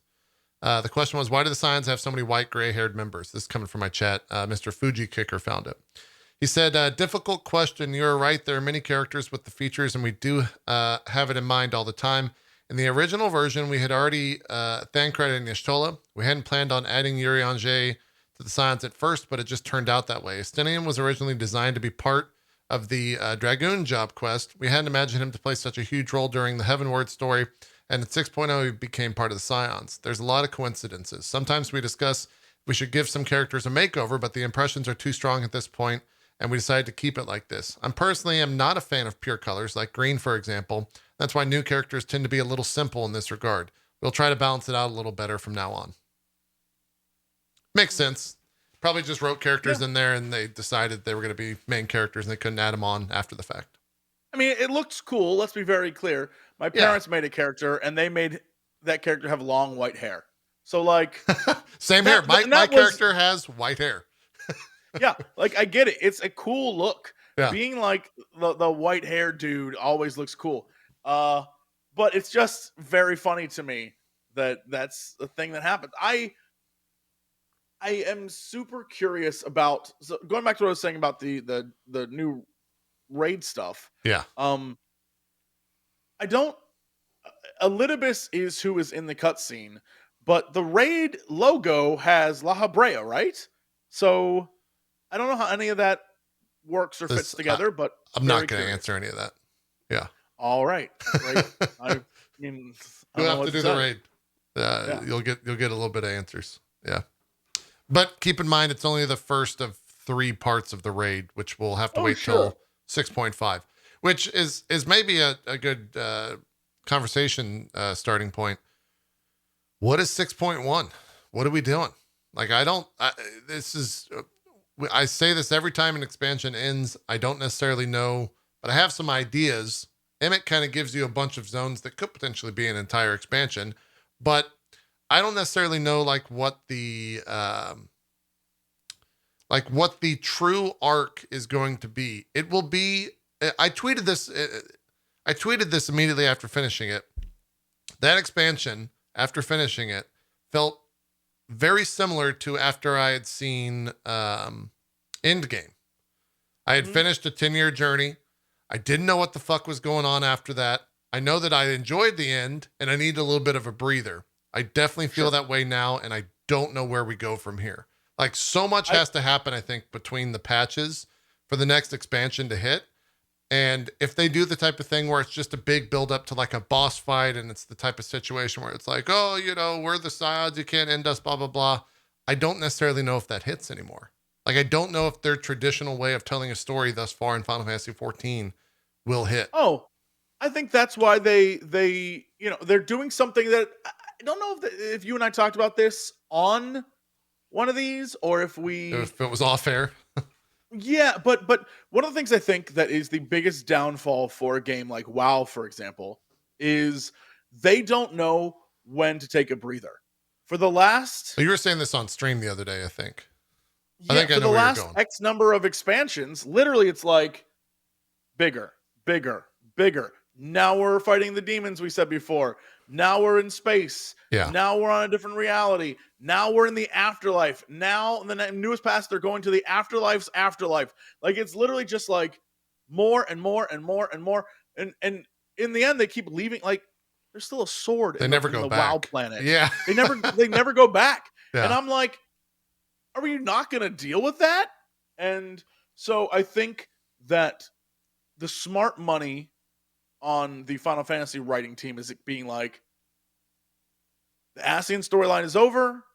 We're done with that. We're gonna move on to another story. Now there may be things like there may be Allegan shit because there always is, like Could be popping up Allegan. every once in a while. Yeah. But for the most part, I think they said what the play is. Like he literally was like, The "Yo, you zones. should check out Miracidia. Yo, go check out the golden cities of The the new new world. world." Yeah. And like, but Well, then he it's also well. Go ahead. Go ahead. oh no, I was saying, but then he also dropped like, this is a good time to go adventuring. Go back to what you were before. You might be the warrior of light, but like that's done. Like that part's done. You're on a new adventure now, and go see these other things. And I think that like the name drops, it's very obvious to me what is coming between 6.1 and 6.5 that is zone locations because Emmett mentions shit that he only mentions once. If you go back and watch that, he says a few things once, and I'm like, oh, that's future content. Yeah. But then he says some stuff that is like clearly been mentioned numerous times in this expansion. So I think for sure, whatever bounty is, that area of the map Yeah. where they said there's some shit going down in the bounty, the southern that is 100%. That's going to be in 6.1 to 6.5 for sure. And then they keep mentioning Graha's home and Corvus, and that 100% is going to be the place where we get the new relic weapon. Convinced of it. Oh, you think we'll go over to that island? That's the new grind. Yeah. They're like, "Oh, there's an Imperial thing still there and it's going to be crazy and there's going to be all this." And I'm like, "Oh," and they're like, "Oh, it's right next to Bosnia." I'm like, "Oh, that's Yeah. 100% going to be the grind location." Probably. Yeah. I definitely have things that I like want to see and see how they react. Like I'm very curious how the rest of the world that wasn't a part of the Ilzabard alliance or whatever dealt with the idea that like the skies turned into fire and people were, see how they dealt with that. See how they dealt with a giant fucking spaceship just like flying out. They probably are like, what the fuck's going on? We don't understand any of this. So I would love to see how they respond to that. I just don't necessarily know, like, are we about to go meet a bunch of flat earthers that said like none of this happened? And that's who become the bad guys, right? Is just like deniers of science and reality, or like what's about to happen? I don't know. I think if they're smart, they'll do the same thing that they do this all the time, and they did in Final Fantasy XI.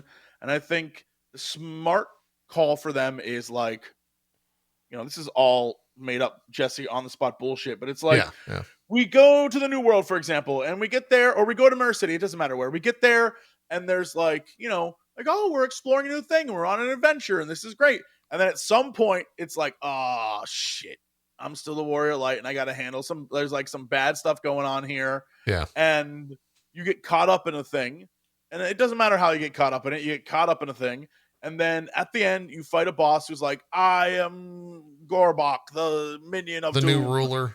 Yeah. Yeah, like some nonsense. You fight him, and whatever happens there is the impetus of like what comes next.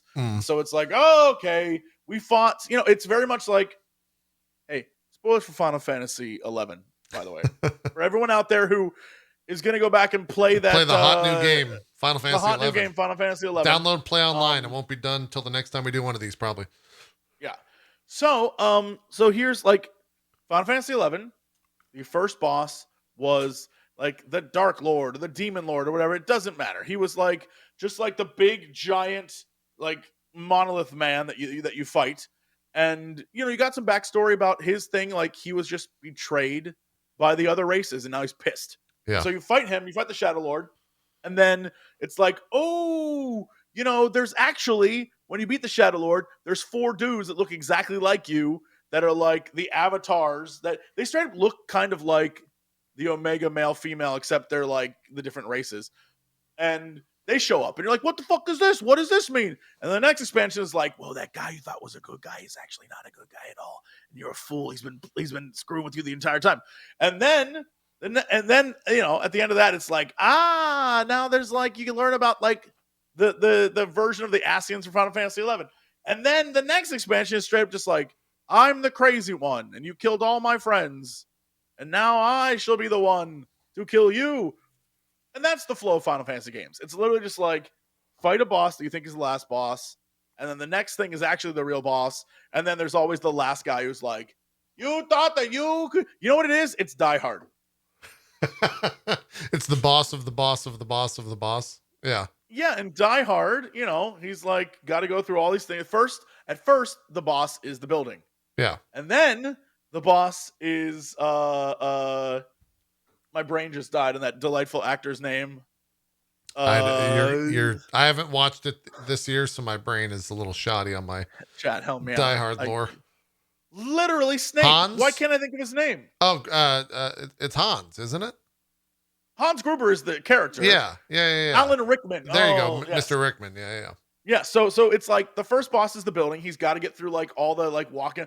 The second boss, the like, you fool, you fell into my trap this entire time, is Alan Rickman. Yeah. And then the third boss is after the day has been saved and you're like, we did it.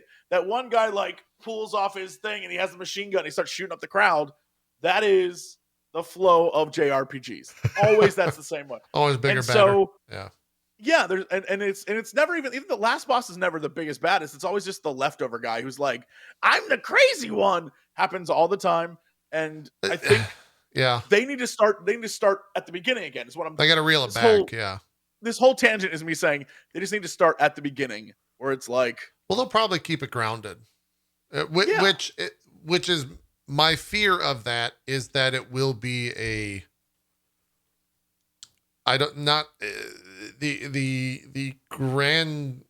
grandiose storytelling that we've come to expect from 14 with like Shadowbringers and the Endwalker and all that.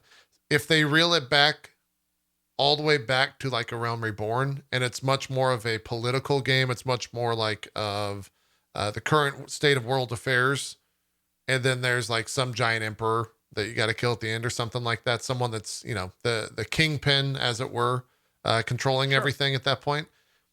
My fear is that will suck as a story, because we've already experienced that. Well, that's why. So I don't know like where we go ultimately. They have to be like subversive about it, right? Like, so for example, I would.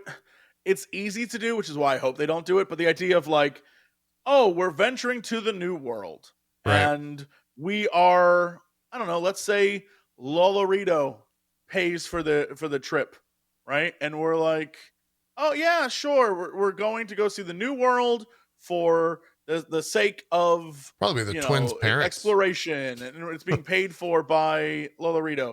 Yeah. And then when we get there, the new world straight up is just like, it's a new place. There's no politics of the old world there. It is like we exist there, and we like go meet new people and everything. We are in a new story now, right? We're starting a new thing. My hope is that they don't do the like, actually, it was Lolorito who was evil all along. And like, he's been capitalizing the native on like Amalja or whoever lives there, like they were they're the good guys. Like, I want them to. Where they take a familiar character and make him the bad person, or make them the bad person. That's what you're saying. Well, I mean, just like the whole like, I no longer fight for the imperialist metaphor, but instead for the native metaphor. You know what I mean? Like, don't do that. Don't do that. Let's do something totally different, totally unexpected. That would be fun and new and like exploration-y, rather than like, and now for your tropes that you kids love. If I had my perfect world would be the next 5 patches, we put a bow on everything that they couldn't, which is not that much, with little feelers out to like the new world.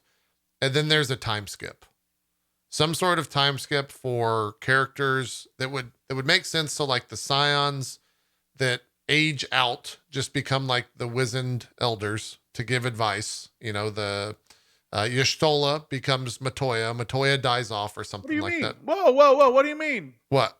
You're still just a young 23-year-old. What are you talking about? I'm saying like a big ass time skip. But then she'd still be 20. I don't get it. She'd still be 23.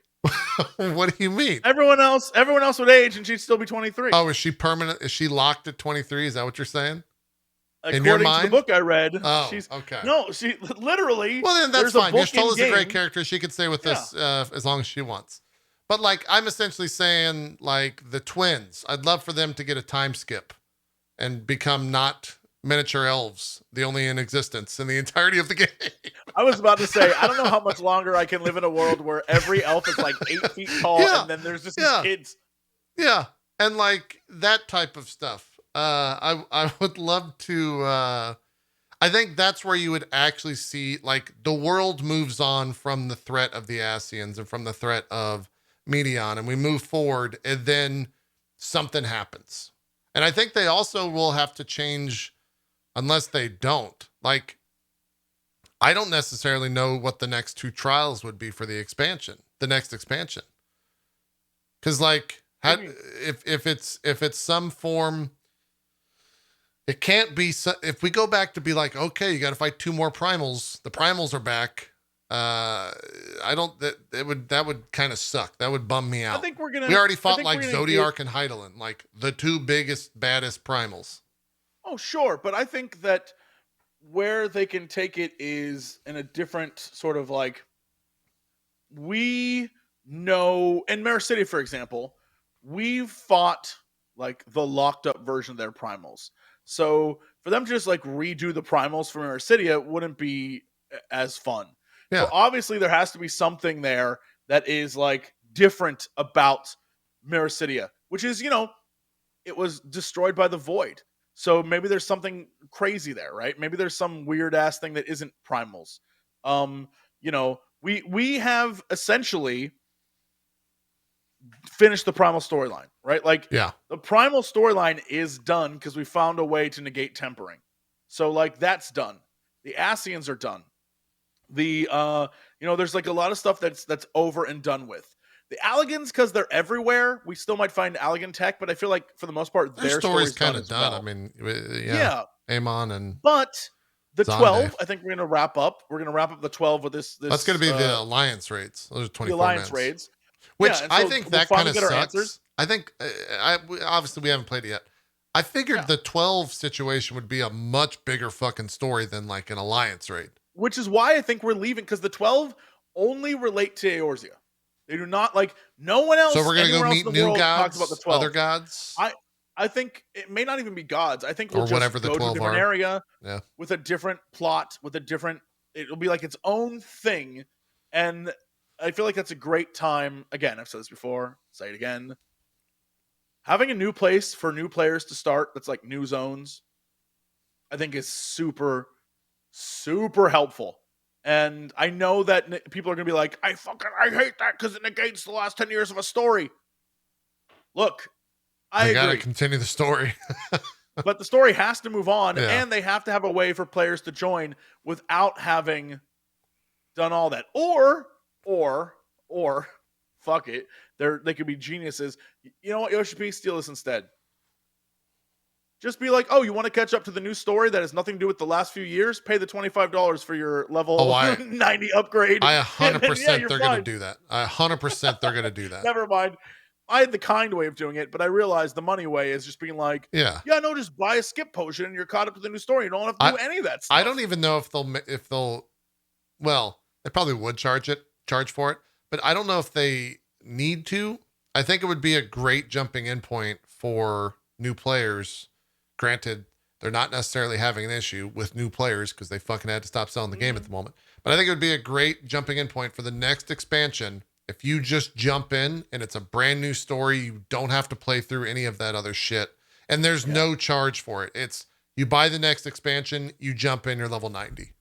The problem is that because they are continuing, they clearly have said all these characters that are with you will still be in this world. So there's a huge But they might not continue, yeah.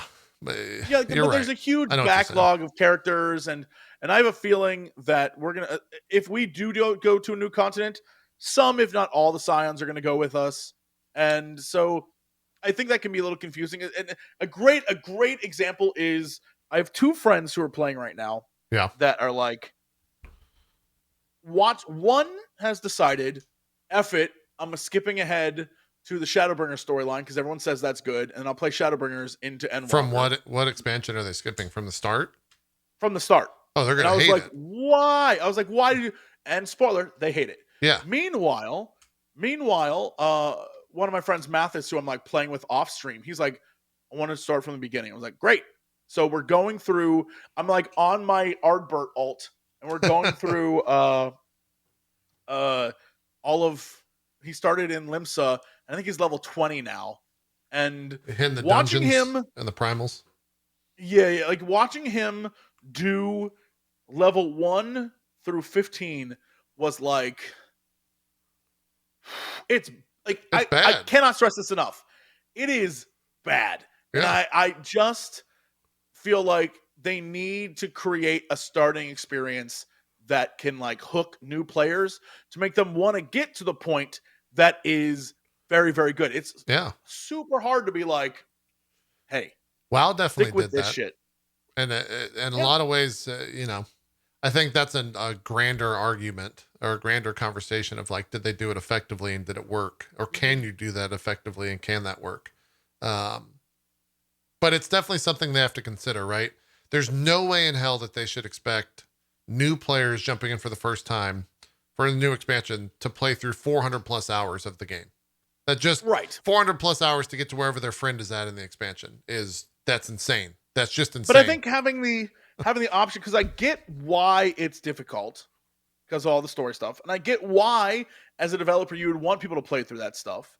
But I think as you move from one story arc to the next, you'd be a fool not to sit there and be like, okay, we're starting a new story. Yeah. How do we get people invested in coming to this? Because one of the biggest problems, and it's a fall off, it happens. It's the reason why I stopped playing Final Fantasy XI and switched to WoW. Is in Final Fantasy XI, there was a definitive story arc, and the story arc ended with what was it? Rise of the Zillard, or no? No, Rise of the Zillard is what it shipped with. Chains of Promethea, or whatever. Yeah, that was the last one. That was the last of that story arc, and then they went to a new story arc. And when that story arc ended, I got the story I wanted and was like, I guess I'll give this WoW thing a try. And then 15 years later, I'm back to Final Fantasy. So, like, they need to come up with a way to get people to stick around for the new story, because no matter what, you're absolutely correct, JP, that the new story, whatever they do, they're going to have to bring it back and then start over again. And that start over again is like the same thing I think that people feel with Marvel right now, which is like, we got Endgame, it was amazing, and now they're kind of trying to figure out where the hell they're going. Yeah. And you get some misses and then you get some hits, but it's not going to be perfect because no one knows what the hell is going to actually happen. Well, so we're all kind of like waiting. And unfortunately, we talk a lot about failing from their success. It's all going to point back to Shadowbringers is probably a catalyst and to some degree. Endwalker of like, well, it's just there's no way. I guess there is a very small chance, but I would be blown away if whatever 7.0 is rivals from a story point of view Shadowbringers or Endwalker, because it has to be the base. It doesn't answer questions. It starts the questions, right? And so like, there's no way that it could actually, in my mind, live up to what a Shadowbringers or an Endwalker is. And I really wonder if the player base will go in with that feeling or if it's just going to get shit on straight from the get-go. I think the smart money on the dev team, what they should be doing is, instead of, and I feel like this is going to happen. Let's tell the game developers what they should do, Jesse. Well, I will. But I think it's very obvious to see that there's like Team A and Team B, right? And one team is clearly working on one style of game, and one team is clearly working on another style. And if you look at the flow of the expansions, it was A Realm Reborn, which is this big, please save us. We need you. We need you to play this game. True. Moving into Heaven's Ward, and Heaven's Ward is like a much more confined story. It takes place in like a real small set of areas. It takes place in like a small scope story. It is just about one area. Um, and that I think is that's one way of doing it. And then there's Stormblood, which was like, okay, we're gonna world build, we're gonna go around, we're gonna learn some stuff, we're gonna go visit places. And then it was like, okay, we did that. Now we're gonna bring it small again. We're going to the first, and it's a very specific area with a very specific story that is literally just about the past and learning about the history. And now we're back in Endwalker, and now we're traveling over the world, doing a bunch of stuff, trying to save the world. And I feel like the flow of things dictates that the next one will most likely be a contained story, which I think is smart. Yeah. Yeah. Doing a story that is like, if it's Mericidia or if it's the New World, it's like, this is the confined story of one thing, right? It's very Heaven's Wardy, where it's like, we're going to tell you a story. This is it. It's not going to be like a lot of world building. We're going to drop mystery. I always think of it this way. The best season of TV I've ever watched is that first season of Lost. Yeah. The first season of Lost. Oh, you're right. 100%. Best single season. They explain nothing, but it's so interesting. Some of the shit they never even explained. Yeah, but it's interesting enough that you want to stick around for 6 seasons. I'm going to say 5 of which were jank. And you want to know, like, that first season was so good, you sat through literal trash to get answers. And season 4. That is what, yeah, that's what they need to set up. They need to set up a thing where it's like, you go to this new world, it tells a contained story, but at the same time is like, it's got to pose bigger questions. It has to. Yeah. But and I think that's the thing. That's the interesting thing for me, is like, what are those bigger questions? Because like, they're answering the 12, right, and the raid, so that's not necessarily a question. I guess it's questions that I don't even know exist at this point. Well, that's kind of their point. That's the point of telling a story, is to introduce that, I guess. We have, I actually think I have this on my desktop. Actually, I don't. We have 6 reflections. We have 6. Oh, I don't think we're going to that till 8.0, 9.0. But I'm saying we have 6 reflections. Yeah. We have the entire void world. We have 2 continents.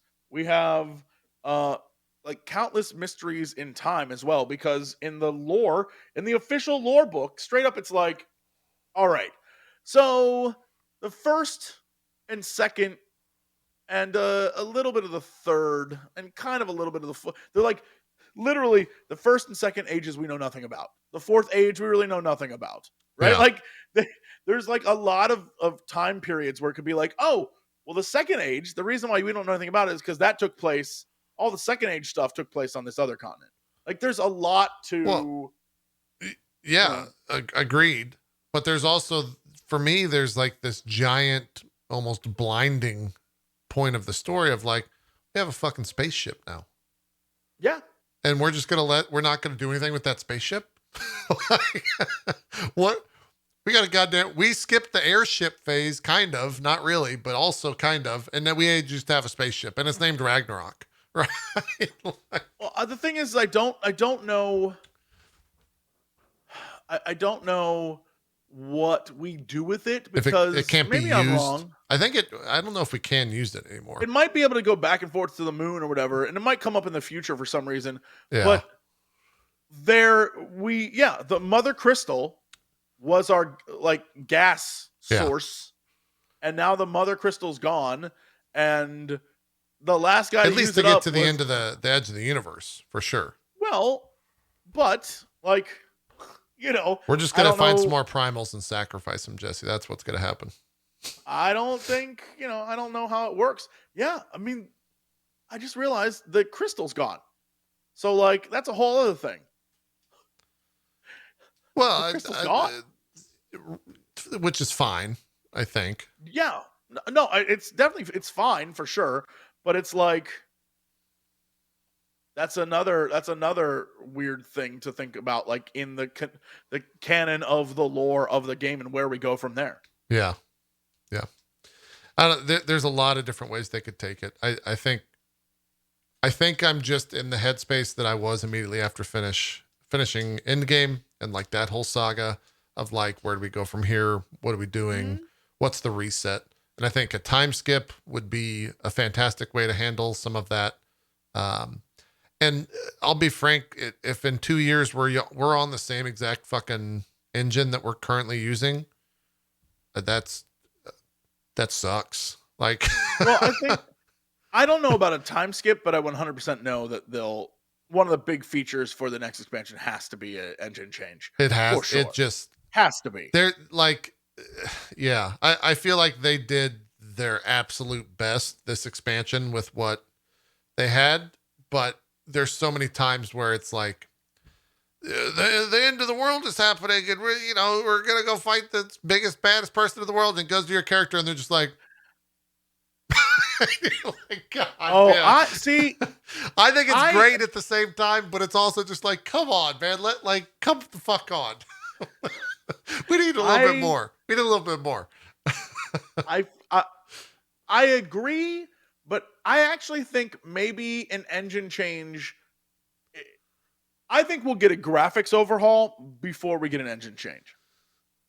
Well, I think if yeah, anything, they're gonna do what WoW did essentially, and it'll be like a texture yeah, change I think that will happen probably. way before an engine change. I think they there's They've only publicly so much you stated can how hard do. it is to change right now. They're on a Yeah, you know iteration of an iteration of an iteration, blah blah blah. And I honestly, if we want to talk criticisms of the expansion, I have a big one. Storytelling wise, this expansion was great. The actual sure. mechanics of quests, dog shit. Worst fucking mechanics quest. Like, I think there was maybe 10 quests where you were actively killing a bear to get a bear ass. Maybe. The rest of them were like stalking some random people because they got the technology built in this game. Or Hmm. uh no, it was ultimately just stalking people the entire expansion.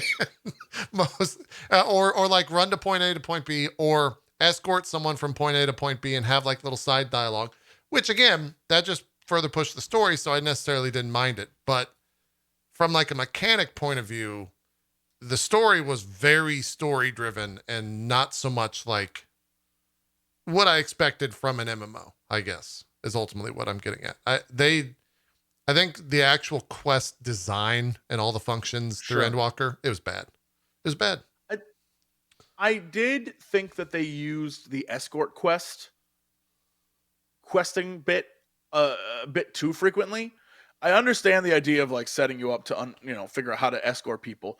There were a lot of times where the escort quests were unnecessary as an escort quest. Like you Yeah. didn't have to just walk with people, but I it didn't upset me so much as make me curious about one of the things I learned from WoW, and this doesn't seem like a Squeenix thing, but it gives me hope. One of the things I learned from WoW is that they would all the time put like a little thing in an expansion as like a test, and then the next expansion would feature a very heavy version of that. Yeah. And my hope is that all of this was them testing, hey, do NPCs when walking with you, what's that like? What's that experience like for the players? Do they like bump into walls? Do they do this?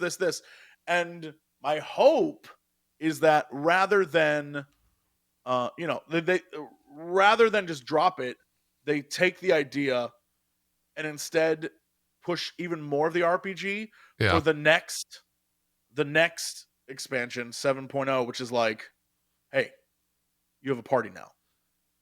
You I got to gear love the the party idea. out and that type shit. Like you have like, oh yeah, Alice can run with you or Graha can run with you, and you can have like 2 or 3 people in your That'd be kind party of cool. as part of the story. Yeah. And I think that would open up more options too, because then it's like, oh, well, now they're always with you, so you don't have to do Here, like here would be a walking with them quest. here would be a crazy thing, and I don't know. You got my mind thinking if I would enjoy this, and I think I would enjoy this. What if they did cooperative storytelling? where me, you, and two other people could form a group to go to the new world and we all experience the story at the same exact time. I think that would Yeah. be insanity cool. And I think the idea of having the party is like if you don't want to group up with friends, You it's have like, oh, trust. It's trust. I have my trust, and Yeah. the trust is in the overworld with me. Yeah. So now you are in that like That's what I would Final love. Fantasy vibe. Yeah, I think that's a really fun way to do that, and I like the idea of them continuing to make it more That would be very RPG cool. like, and then being like, oh yeah, this is my party, and we don't just do dungeons together. We are like exploring the new Or continent adventures. together. Yeah. Yeah. That would be really cool. I don't know, like mechanically, if they could do that, because essentially all that would just be a party with some sort of like one of your party members is ready to continue the quest, go to the NPC and make sure you're ready to continue the quest type deal, or do you want to continue the quest type deal? I'd be interested if they would do that just to begin with, but I think it would be pretty cool if that was what they pushed for. A trust system clear, as well as a group companion system throughout yeah, the entire to be expansion. clear, I'm not saying they remove the MMO element. I'm saying that No. they continue their push to That would an RPG that would further expand game. it. Yeah. Yeah, but there's two tracks. There's like Yeah. the one where if I want to run with my three friends, or the one where if I don't want to, or if I'm running with my friends and they get ahead of me because I'm not on it one day, I come in the next day and now I'm with, some of the scions doing the catch up. But no matter what, you're in a group of 4 or 3. Yeah. And that's the like mechanic of the expansion is now you're RPGing, and it's kind of like you're doing a version of Nier, right? Where you have like just like an NPC or two Be a running with you long-form and they dungeon. do damage and stuff. Yeah. Yeah. I think that would be awesome. I don't know mechanically if that's even possible or Oh my god. And then dating system. Oh, you really want a dating system. oh I don't want a dating system, Jesse, because I've been doing a lot of idling, waiting for retainers. And let me tell you, I see those spams, those slash shouts, those late night come to my house invites. I see them all, Jesse. This community does not need a dating sim because let me tell you, they are already horny as fuck. I want it, but I want it to be for not main characters. I don't want any of the main characters involved. I want it to be like only random, like the weirdest, like the oh my god, the J-pop star girl from that one quest line, or the like all the weird side characters. Like oh my god, that'd be ridiculous. I think that would also, just push the dark side of Final Fantasy even further. No way. I want the dating in game to be the new script system. So you're giving gifts. You're like based for crafting scripts. Gifts and giving them, except have you done the new scripts? Well, no, I haven't done anything yet. It's not. Yeah, I was gonna say it's kind of like that, but not really. But kind of. You're definitely giving people things, but they're not necessarily gifts. That's what I'm saying. You might as well do it for, it's not an RPG if you aren't giving gifts in order to get someone's love. Yeah. I don't know. Seeing Yoshi P's comments about the like ERP fandom makes me think that that'll never happen. He knows that the fan base is up to no fucking good, right? He knows that there's a bunch of jar collectors out there. He knows what's going on. He knows what's happening. Yeah. You want to play favorites? You want to play a game of favorites? Sure. I don't know if you've had time to dwell on your favorite, but favorite dungeon? Do you have one? Man, that last one was pretty good, but I think that's recency bias. A little bit. It's very good, that one was though. Great. Oh, you haven't done... Yeah. This is an unfair question. You haven't done the 2 bonus dungeons. I have not done the 2 bonus dungeons. Yeah. No. And they're not bad. If they got some bangers in there, that might change my mind. I didn't think there was... You know what? There's not a twinning. I'll spoil you and say there's not a twinning style song. There's good music, my favorite dungeon is the one in Thavnair. That one? I love that because the music is a banger. It's the best music in it's the best dungeon music. It's the best dungeon music in this expansion. Very good. Yeah. I think I rate all dungeon experiences based on if I'm like, that entire time. The second you like leave the first cutscene when the final days start and that music's playing and you're on the docks, I think there's like footage of me just going like, just gonna bob my head to guys for like 10 minutes. I'm just gonna sit here and vibe the fuck out. Sometimes you gotta. That's Yeah, what I want the get it. vinyl of. If we were talking vinyls earlier off stream, I want the vinyl of the Vanaspati dungeon song, whatever that is. That's good. That's a good ass song. It's Yeah, great. it's very good. It's great. Mhm. Yeah, I'm trying to think. I liked like narratively. I liked. I cannot say the name of it. The ketosis or whatever. I thought that was badass. Sure. The fact that you could do it with the Asians or whatever you want to call them, the elders, ancients.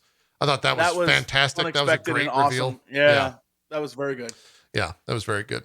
And the music there was definitely his like Soken's four-way or entry into like liquid D&B kind of that he always does a little bit. Sure. There's always like that one track that's like a little liquid D&B. Got some of it in there. Yeah, and then for me, the trial stuff, I think both trials, I've done both EXs as well. They're just fantastic. They're probably some of my favorite trials in the expansion. The Zodiac fight, when the room starts shifting, like the first time you see that you're like, what the fuck is going on? I can't move my character. The arena's spinning. I think that's a great evolution of that. I hope we see more of that in the raids. That was very good. The song is fantastic for that. Also, the fact we were talking about trust, the Heidelin fight, the fact that you can do that with the Scions is like awesome, and shows they definitely like push the AI to do that. That's why I keep thinking like, why are they investing all this time in AI if there isn't like, and now you have a party? It makes sense to me. Yeah, that was very good. I did that. I did the Heidelin trust the first time, or the Heidelin trial the first time as a trust, and it was great. It was fantastic. Right. Do you have a favorite song throughout the expansion? Like, there's kind of like... there's a lot of bangers. They did a lot of music, but nothing beats the music in the final zone. It's just impossible. It's impossible to I don't know if that's... Oh, that song's too my good. favorite is Flow, but just the piano, not the vocals. Like, the vocals are fine. I think whenever the vocals come in though during a cutscene and someone's voiced, it's really fucking weird because the vocals are so clear that it just sounds like someone else is talking while someone else is talking, and that kind of annoyed me. But just the little like piano note, there's like 3 or 4 notes for like the main chorus of Flow that are, whatever reason, that is the like guitar note of the expansion for me from Shadowbringers. Sure. I don't know why. I will say that having spent time just like chilling in Razadon, holy crap, the music in that town is... I love that entire zone, man. I loved the theme. I loved the voice acting of that entire zone. It definitely felt like a new place that I had not been before in the game. I loved it a lot. There's someone on YouTube made a version of that song where they just bump the bass, and I'm gonna let you know. It's banging. Very good. Yeah. Oh, it's very good. Yeah. I love that. That zone was a highlight for me, especially after seeing it at the media tour and being like, all right, this zone's okay.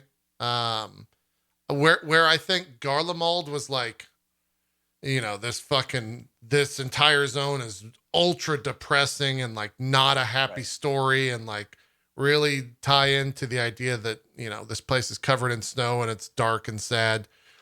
Thavnair is the exact opposite of that. Yeah. To almost every point. And when we saw that stuff at the media tour, I was like, oh man, Garlemald's could be badass.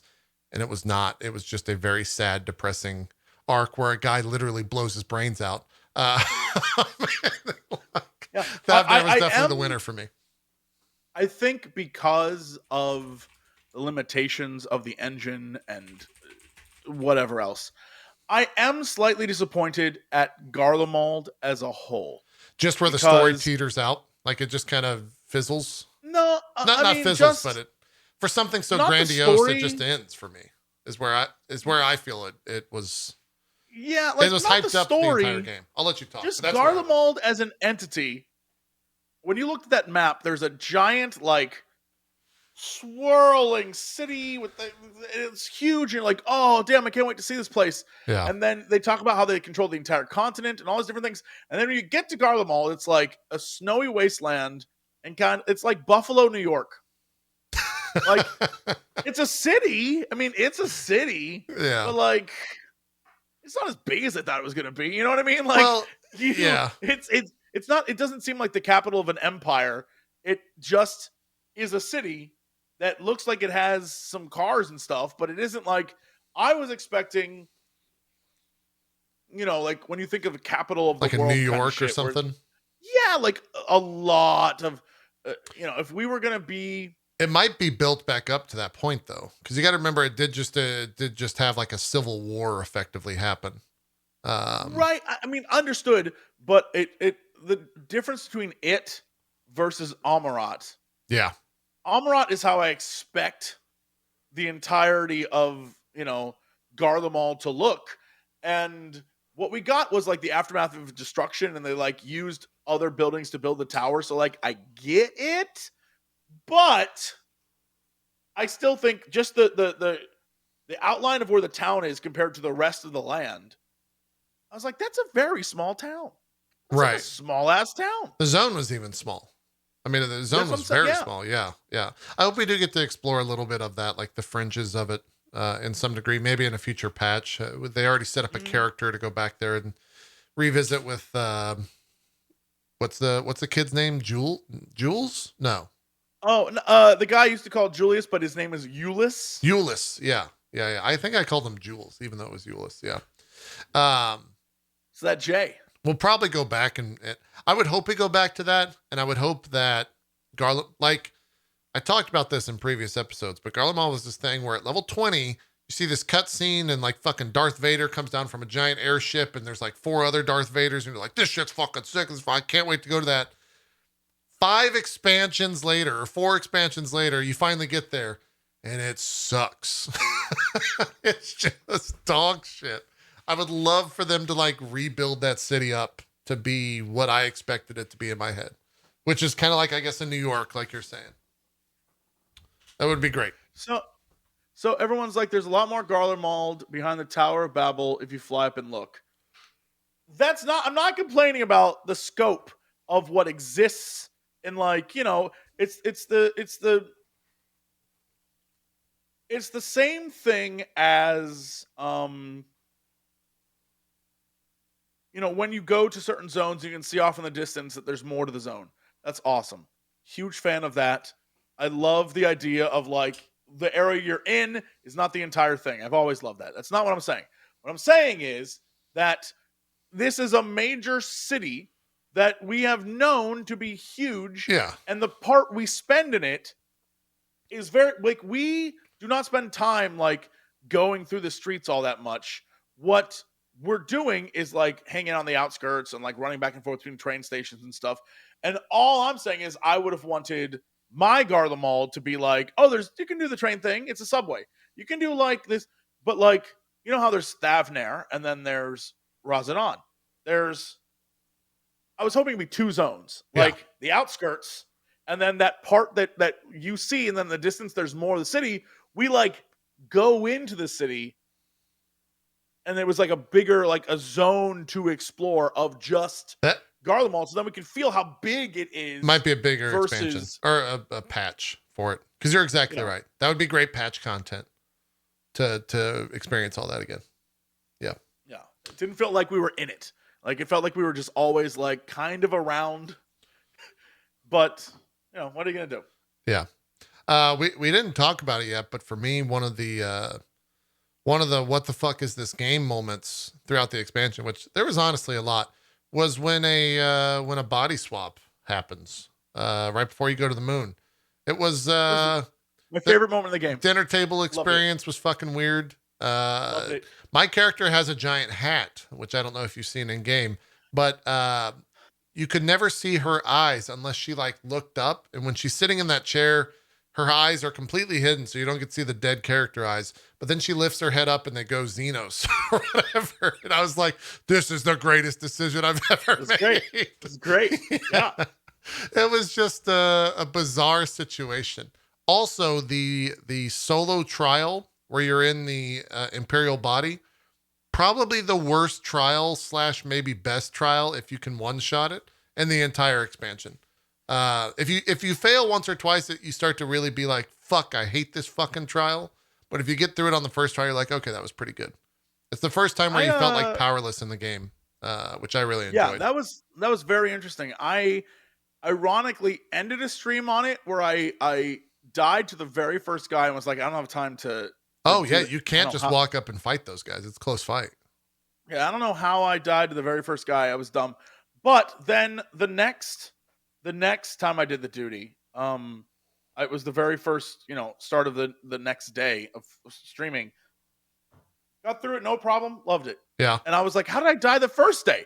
I literally didn't. I was like, how was I so bad? There's like a And then heal that you have to use on cooldown, essentially. Yeah. The second time, easy. One, I'd take that as a one shot. Technically, you don't watch the end of the last stream. It was a one shot. So yeah.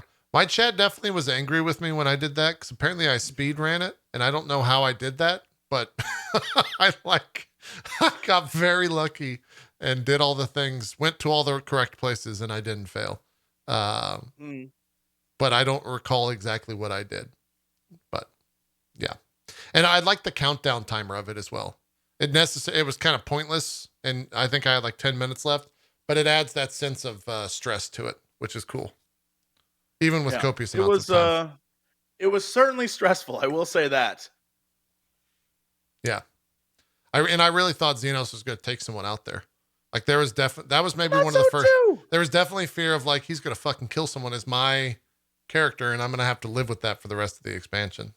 I will say, I find it very interesting that as I was going through putting on pieces of gear that were from previous characters, there hasn't been like a major death in a while. Heaven's Ward. I mean, I think as Square Enix, deciding who dies means you immediately alienate a percentage of your user base, right? Sure. And I think they're really, with where internet culture is these days, they really don't, they so far, they haven't really done anything like cancel-y or outragey for the internet to freak out about. And I think they were trying to get through this expansion without that happening, which is where I think a time skip would help alleviate that, because it's like, yeah, Justinian is 60 now, guys. Like, you can't put that armor. So they're not going to time skip your I want a time skip so bad. Never going to happen. Never going to happen. I think it's a great way to have a clean slate, and you get to go experience like what happened the past X amount of years to this person. That just makes it more difficult because now you have to make new content. Now you have to make new characters. Redo the old content so that it is updated. They'll never do it. Plus, then also keep everything updated for the people who want to go through the story still. It's never happening. Oh, it's a nightmare. Million years. It's a nightmare, 100%. But I think it'd be great. I think it would be great. You just want tall elves. No, I get it. I don't necessarily care about the elves being tall or not. That doesn't matter to me. You just want them to be 5 years older, so it's okay when they make the dating sim. Is that what you're trying to say, JP? If they make a dating sim with the current age of all the characters, people are going to jail, Jesse. People are going. No, I don't want that. I don't want that. I'm calling the FBI. Is that what you're trying to say, JP? Maybe. I'm just trying to keep people out of jail. That's all I'm doing. Okay. All right. They put out that Y'shtola doll. I've seen things, Jesse. I've seen things and I don't like it. I'm not a fan. What else do we have expansion wise that we haven't discussed? Dungeons, trials, story. Did you play Reaper? Oh, you leveled Sage, right? How do you like the new jobs? I only played Reaper at the media thing. I haven't played them on retail yet. Reaper is super user friendly. Yeah. It like clicks real easy. Reaper is like 6 AoEs, 6 or 7 AoEs. Sure. It's a lot. Like too many AoEs, one might say. But I love it. It's very, very good. It feels like it plays well. It definitely seems like what I would, I don't know. Like, I don't want to say a character that I would play if I was new, but it's an easier one. I would say it's easier. Okay. Well, Um, I'll talk to you about Summoner in a second because it's the easiest class to ever exist in an oh, MMO. yeah, I believe that. Um, yeah, no, Reaper seems like it. The thing that I like about Reaper is, unlike Dragoon, when you play Reaper, everything you do feels like it has a weight to like the look to damage ratio feels correct. You know what I mean? Like Hmm. when you swing on a thing and it explodes with like this cool glow, you can also see the life bar go down. And sometimes when you're a Dragoon or some of the other melee classes, you hit a guy with something that looks powerful and it's like, you're like, Feels all good. right, this stuck. Yeah, so Reaper feels good. Sage, on the other hand, is like, I've heard it's pretty difficult. A lot of people, they swap to it and it's not necessarily super intuitive. it just takes a sec to pick up on. There's some things in Sage that require kind of like, oh, this is how I play this. I was told by a lot of people when I was doing my Sage like level up stuff, I was like, man, Sage, there's sometimes where I feel like a little overwhelmed by the healing output that I have versus what I need to be healing outputting. Hmm. Um, I've had a lot of, it's just like a I've had a lot of sages that just straight up die because they don't heal themselves in dungeons. I have a lot of sages that don't like when I'm a tank, they don't heal me at all. And I'm like, oh thank God there's like I honestly have been in so many 4-man groups where the sage shows up and like I'll get a heal. I will always be at half life during fights. I'll Yeah. get just enough healing to and I honestly think it's because a lot of people don't understand how to play a sage. And I get it because it took me 7 or 8 levels to even figure out like what the hell I was doing. Yeah. And people kept telling me, Jesse, it is not hard. It is literally a disciplined priest from WoW. And I'm like, oh, cool. All I played was a shaman for 15 years, so that means nothing to me. But like, I know what you mean. I know damage equals heals. I get it, but I don't know how that. When I'm playing, I'm doing all the things it tells me to do when it's like do damage to heal, but like also none of that seemed to be healing enough. So I was like, I gotta heal people. So now I'm not doing damage. I'm just casting heals. And Yeah. I'm like, well, this seems like goes against what this job is. There's So it's probably a about rhythm finding this to it. weird balance. Yeah. Yeah. Yeah. Summoner is I swapped classes and did Summoner. It's the only class that I've actually leveled because I did all my crafters and gatherers and I've just been stockpiling for the raid for that. But Summoner is like if you thought Red Mage was easy, Summoner is literally its rotation is in Crown. It's in fucking red. Like the colors. Yeah. It's the silliest, easiest class that you have if you're using your quick cast on one of the Ifrit abilities, you channel one ability. Everything else is instant cast. You channel a Sure. single. Well, that's not true. Two, if you count Garuda's special as well.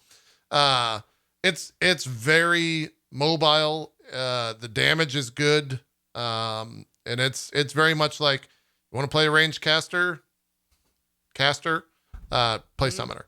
However, I will say leveling it feels very awkward until you get your level 86 abilities. There's a lot of things that are just like the same exact spell, but like Ifrit's thing, Garuda's Right. thing, and it's. I feel like it's kind of the changes that will happen to it down the line will be based around. They're going to add a little bit more complexity to it. They really have to. And I think they have to change how the abilities are given to you as you level because it's so samey that a lot of times you're just like, well, this is boring. Like it's ultimately boring when you get down leveled below 86. But once you hit 86 and once you hit 90, you're just like, oh, this feels great. I'm Actually really feels fucking curious great. what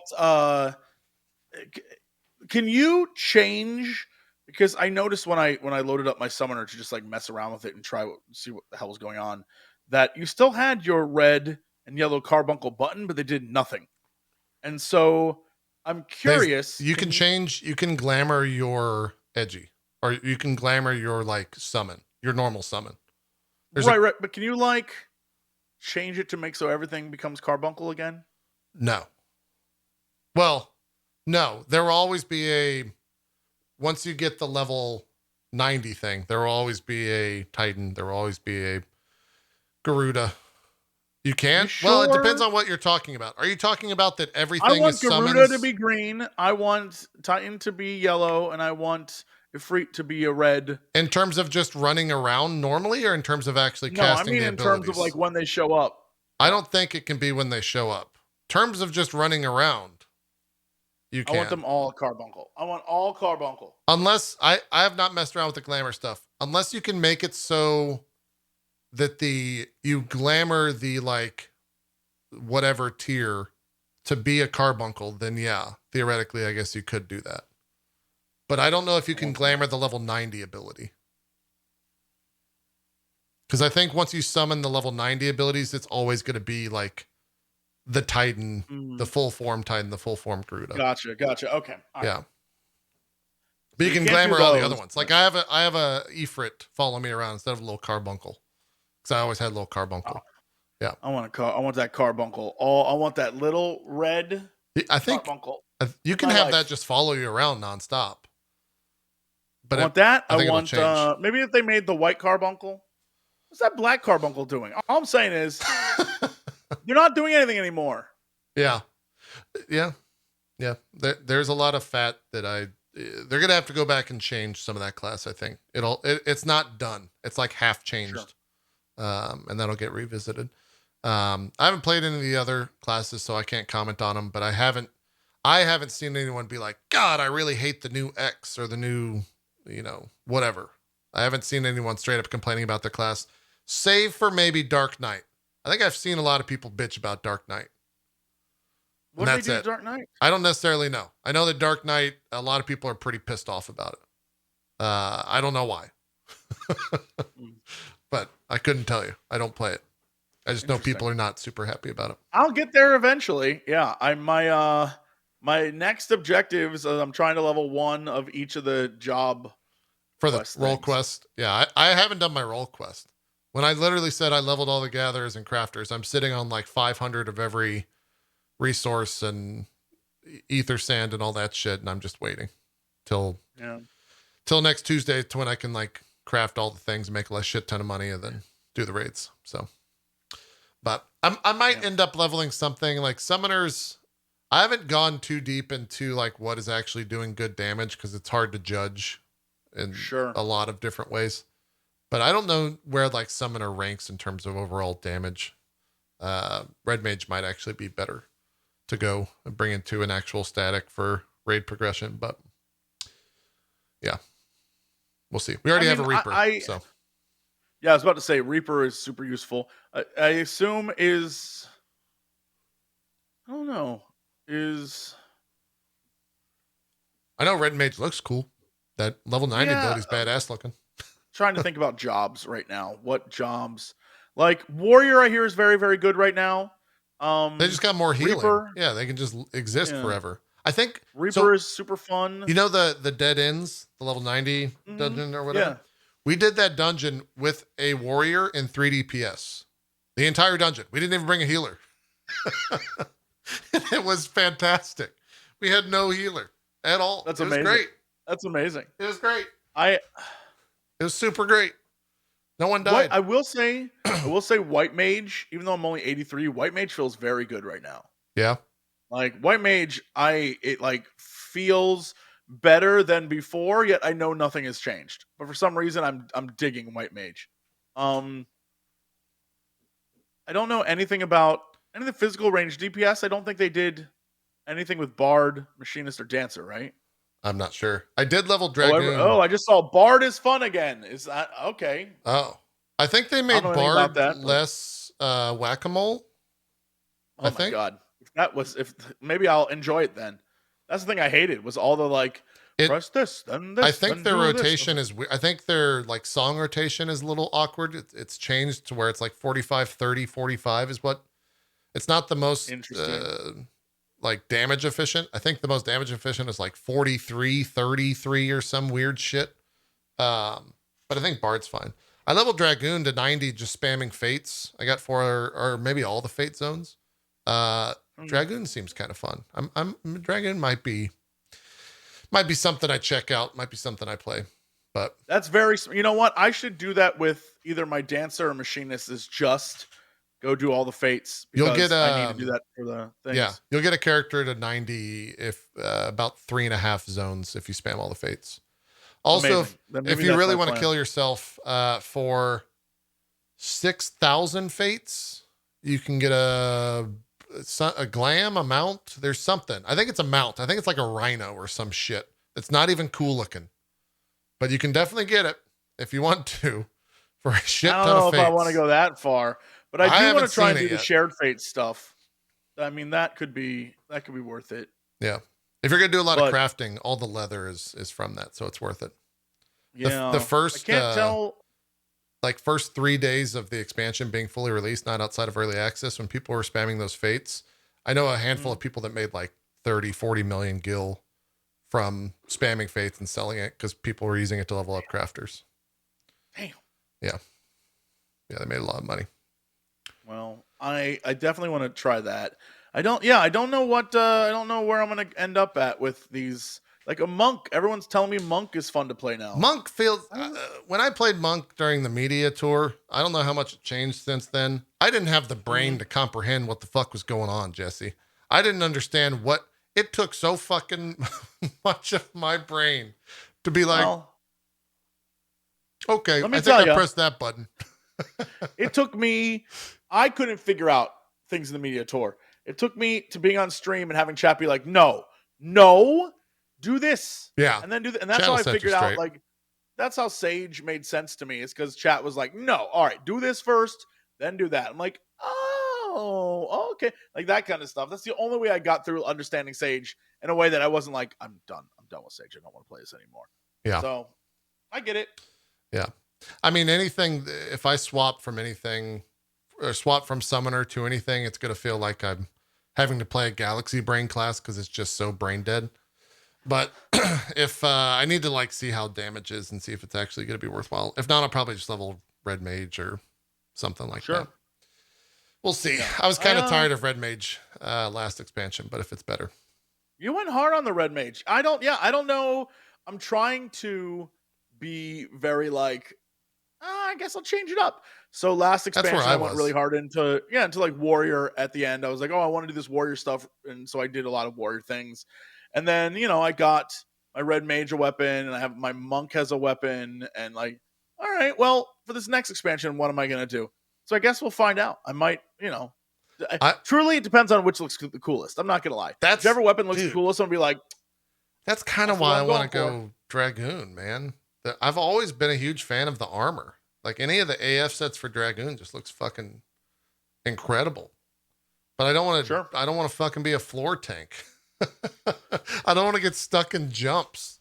So I don't know. We'll see. Well, I'm definitely yeah. Well, the amount of options that I have now after leveling everything to max in Shadowbringers has stunned me. Like I have hmm whatever that is called whatever that effect is. I'm just like I don't know what to choose. I guess I'm just gonna choose this thing and we'll see how it goes. Type that's usually yeah yeah, yeah yeah. that's how it goes. I feel like I'll just end up Choice waiting to see paralysis. There you because go. I have no doubt that I'll get everything to 90, and then I'll just wait and see what the special weapon is, and I'll just be The like, all right, relic. which one looks the coolest? Yeah, Yeah. whatever relic weapon. Like, all right, what's the coolest looking one? And that's literally the only. I was like, oh, that's what I'm getting. Oh, I'm getting that one, and that's what I'm gonna get.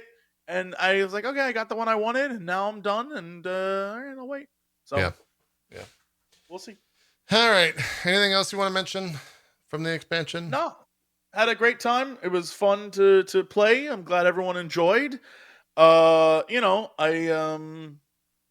had a blast and can't wait to see where it goes. I mean, truthfully, I think uh it's one of those things where I don't know how they replicate the experience. I'm with you. Can't wait to see how they do it, but I'm excited for the future. Yeah. Shout out to Puddingway. Shout out to my boy Puddingway. Wherever you're at, Puddingway. I Oh, hope you I found your pudding. I would be upset if I didn't mention. Did you laugh as much as I did at Moonbreeda's mom's name? What was her name? Bone Breeda? Boone Breeda? Blow Wida. Oh, Blow Wida.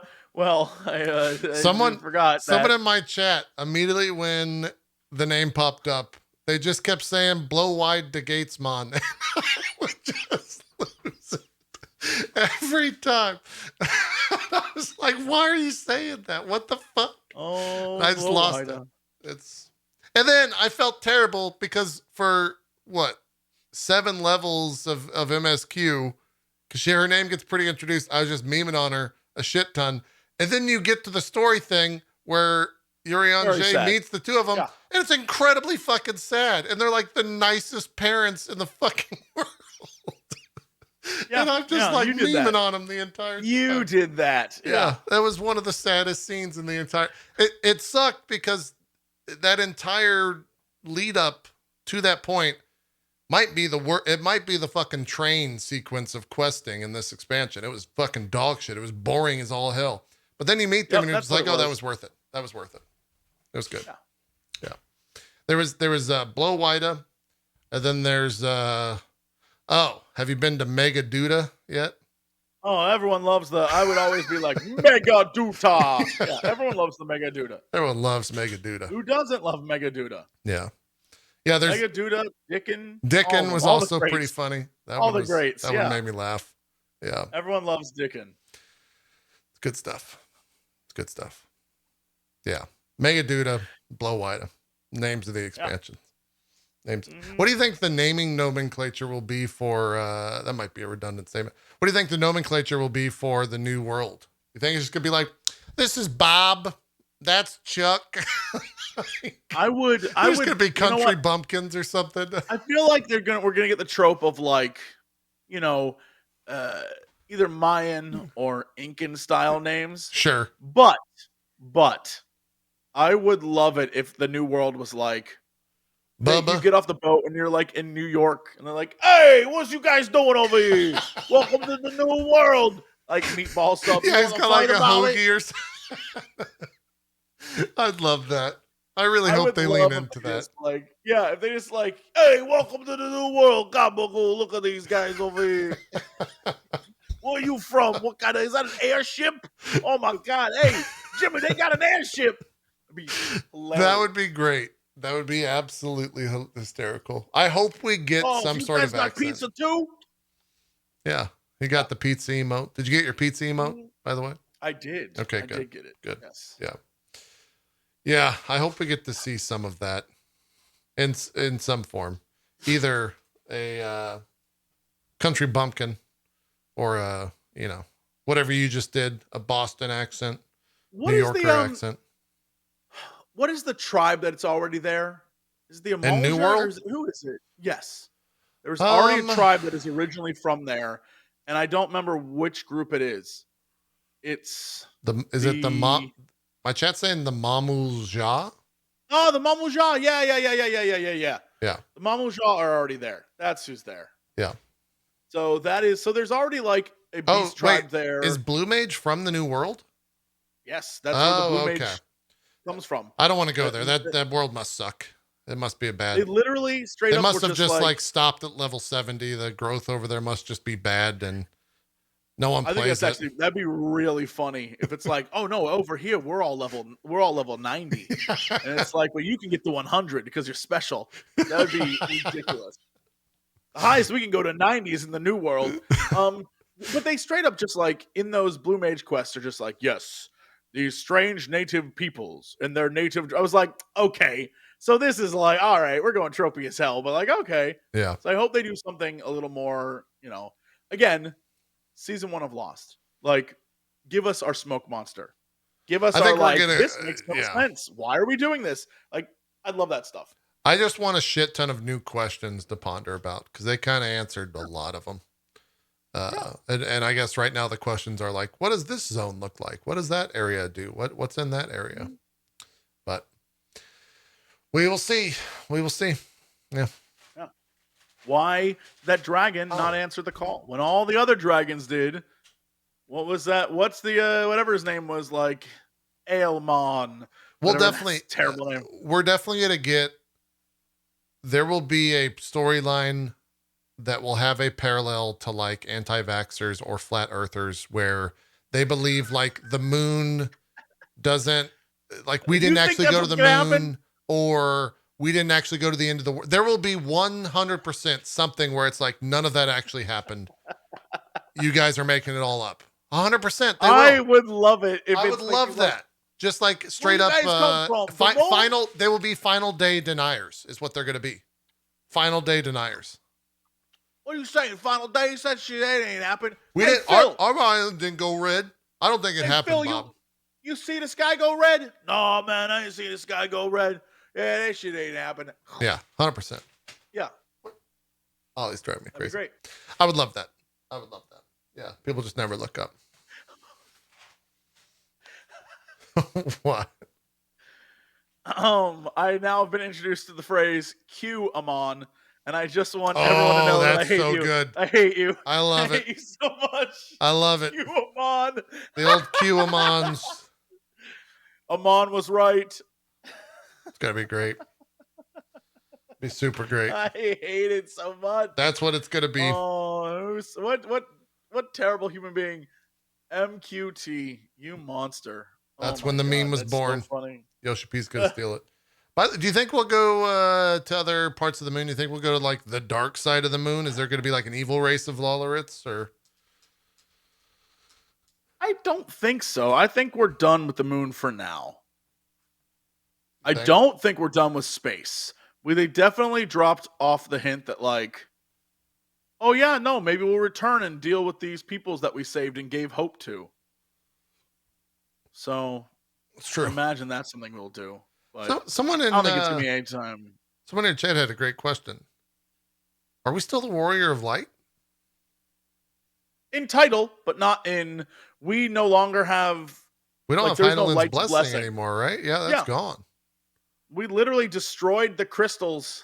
The little like we're done with that. Like we may be blessed by the light, but I don't think we have any like going forward. There's not gonna be a time where Heidelin shows up and is like, "I've got you, bros." Yeah, Like, do I we think still? That's done. We still have. You drive me crazy. Do we still have the Echo? I don't know. I think That we was still like have the part of Echo, the yeah. blessing of light, wasn't it?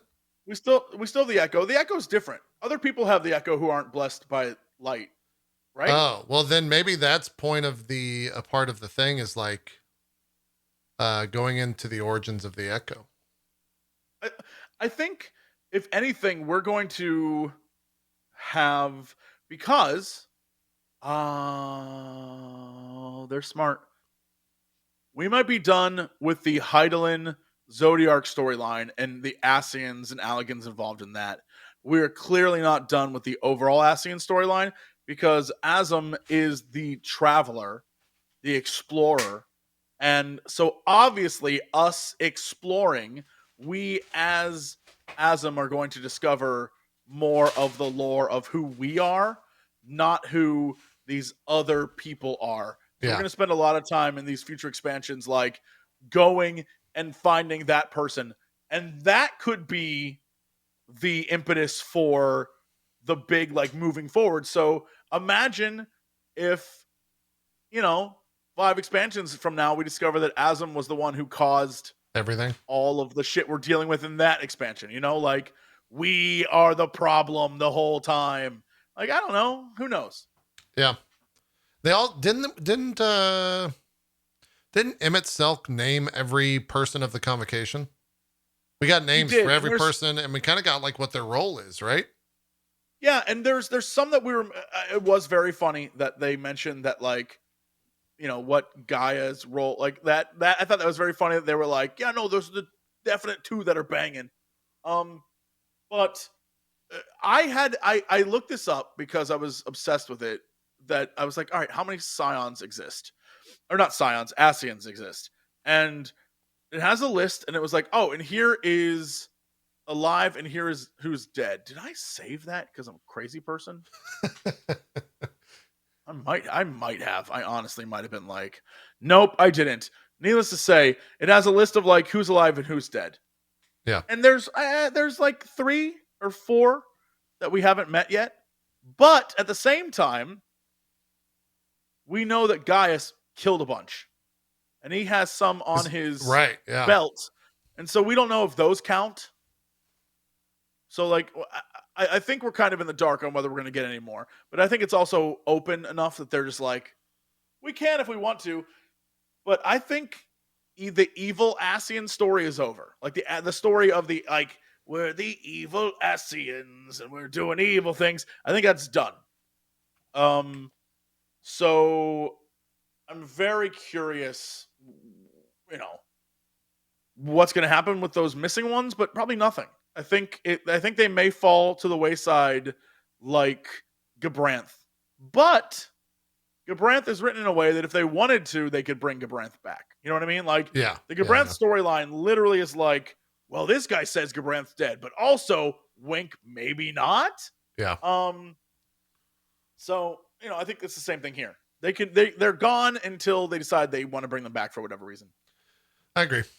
All right. Well, that's 2 hours, 2.5 hours on it. I think we both enjoyed the expansion. I don't think we have any to reiterate. I don't think we have any like major issues.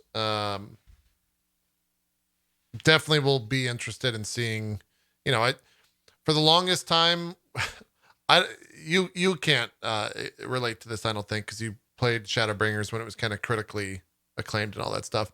When Shadowbringers, when I finished it, I had to check with other people to make sure it was actually good, or I just wasn't a fanboy.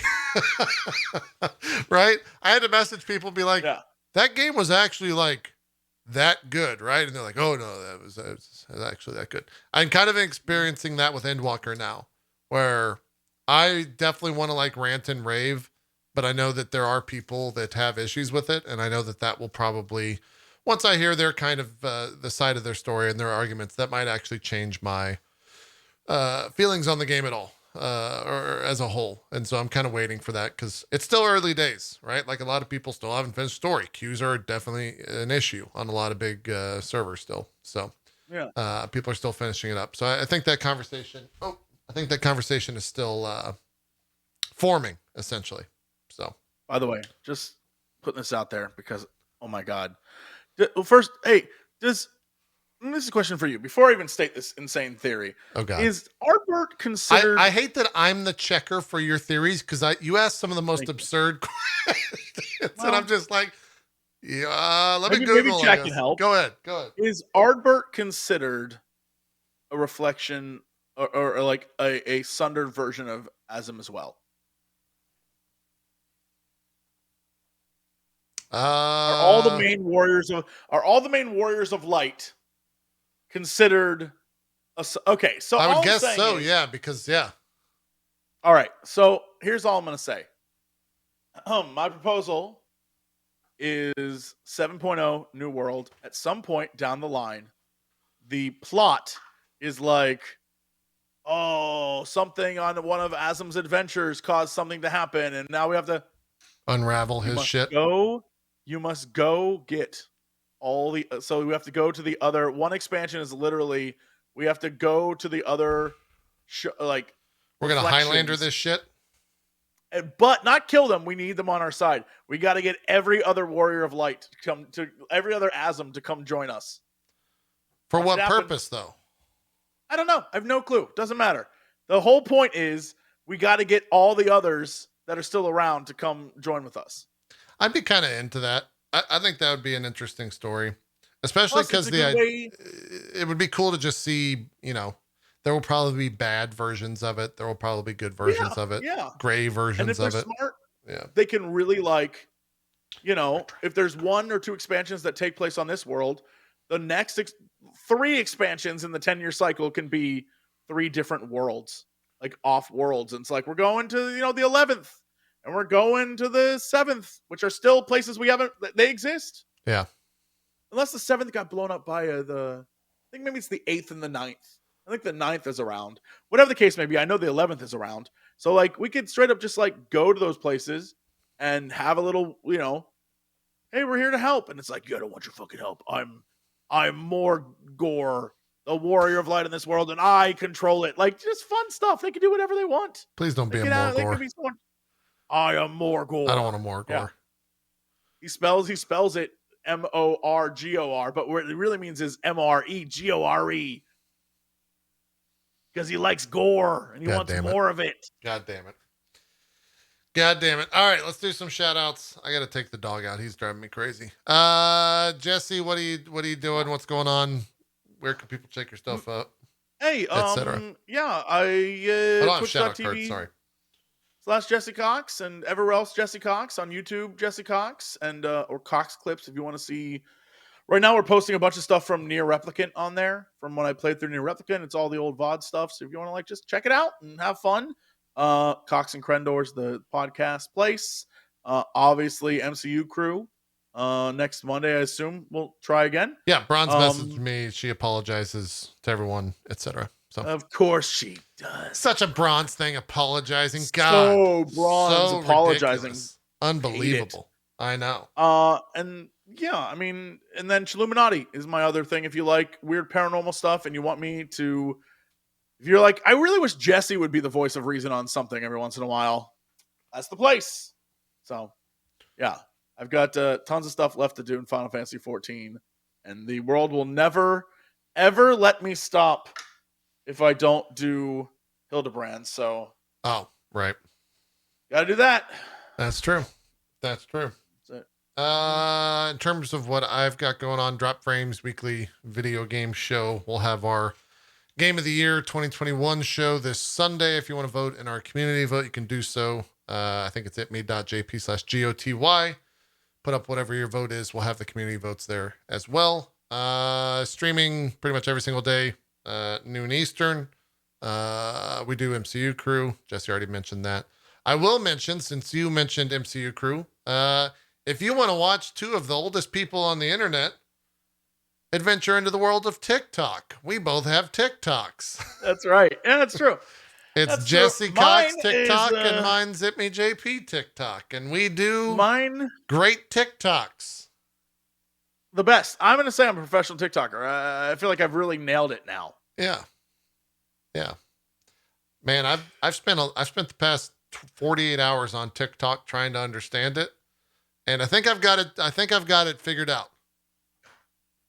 Tits and ass. That's true. Dumb animal videos. That's true. A lot of people falling, some twerking, and getting people to say stupid names at a like Starbucks situation.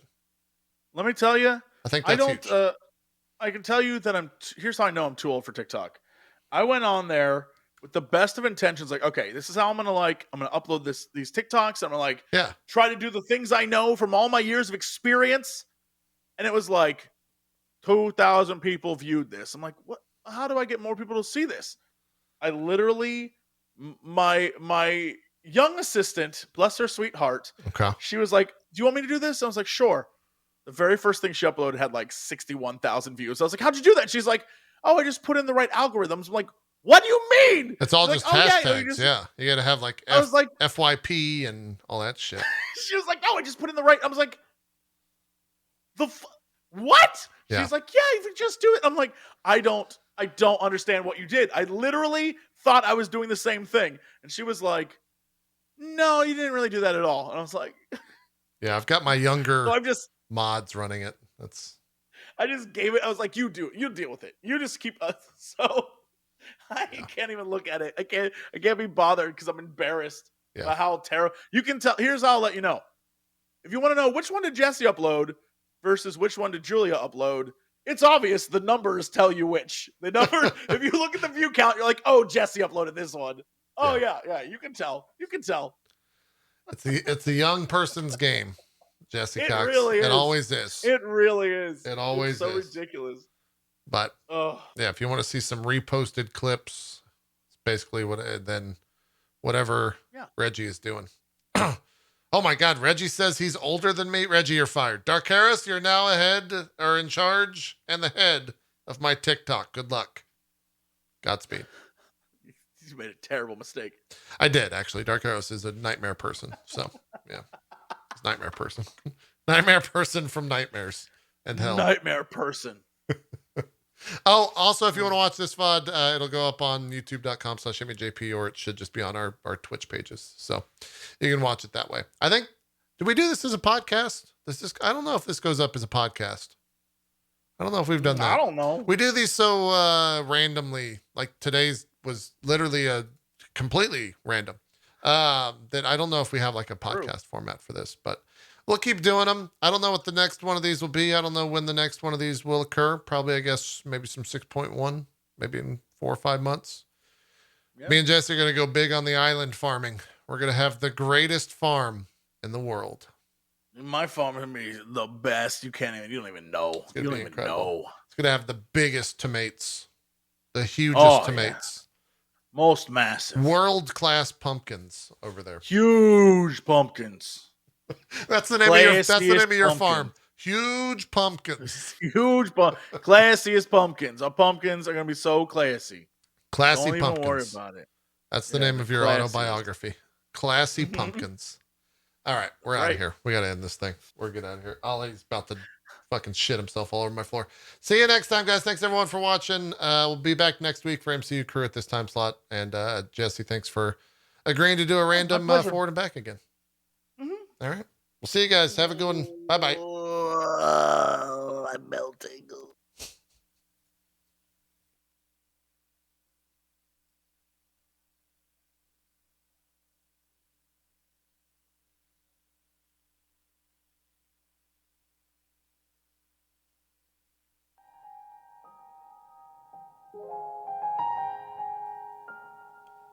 All right, I'm going to go offline on Jesse's stream. We'll keep the stream going over on my channel, and we'll be back with some more. See you guys then. Shout out to everyone for watching. Appreciate that.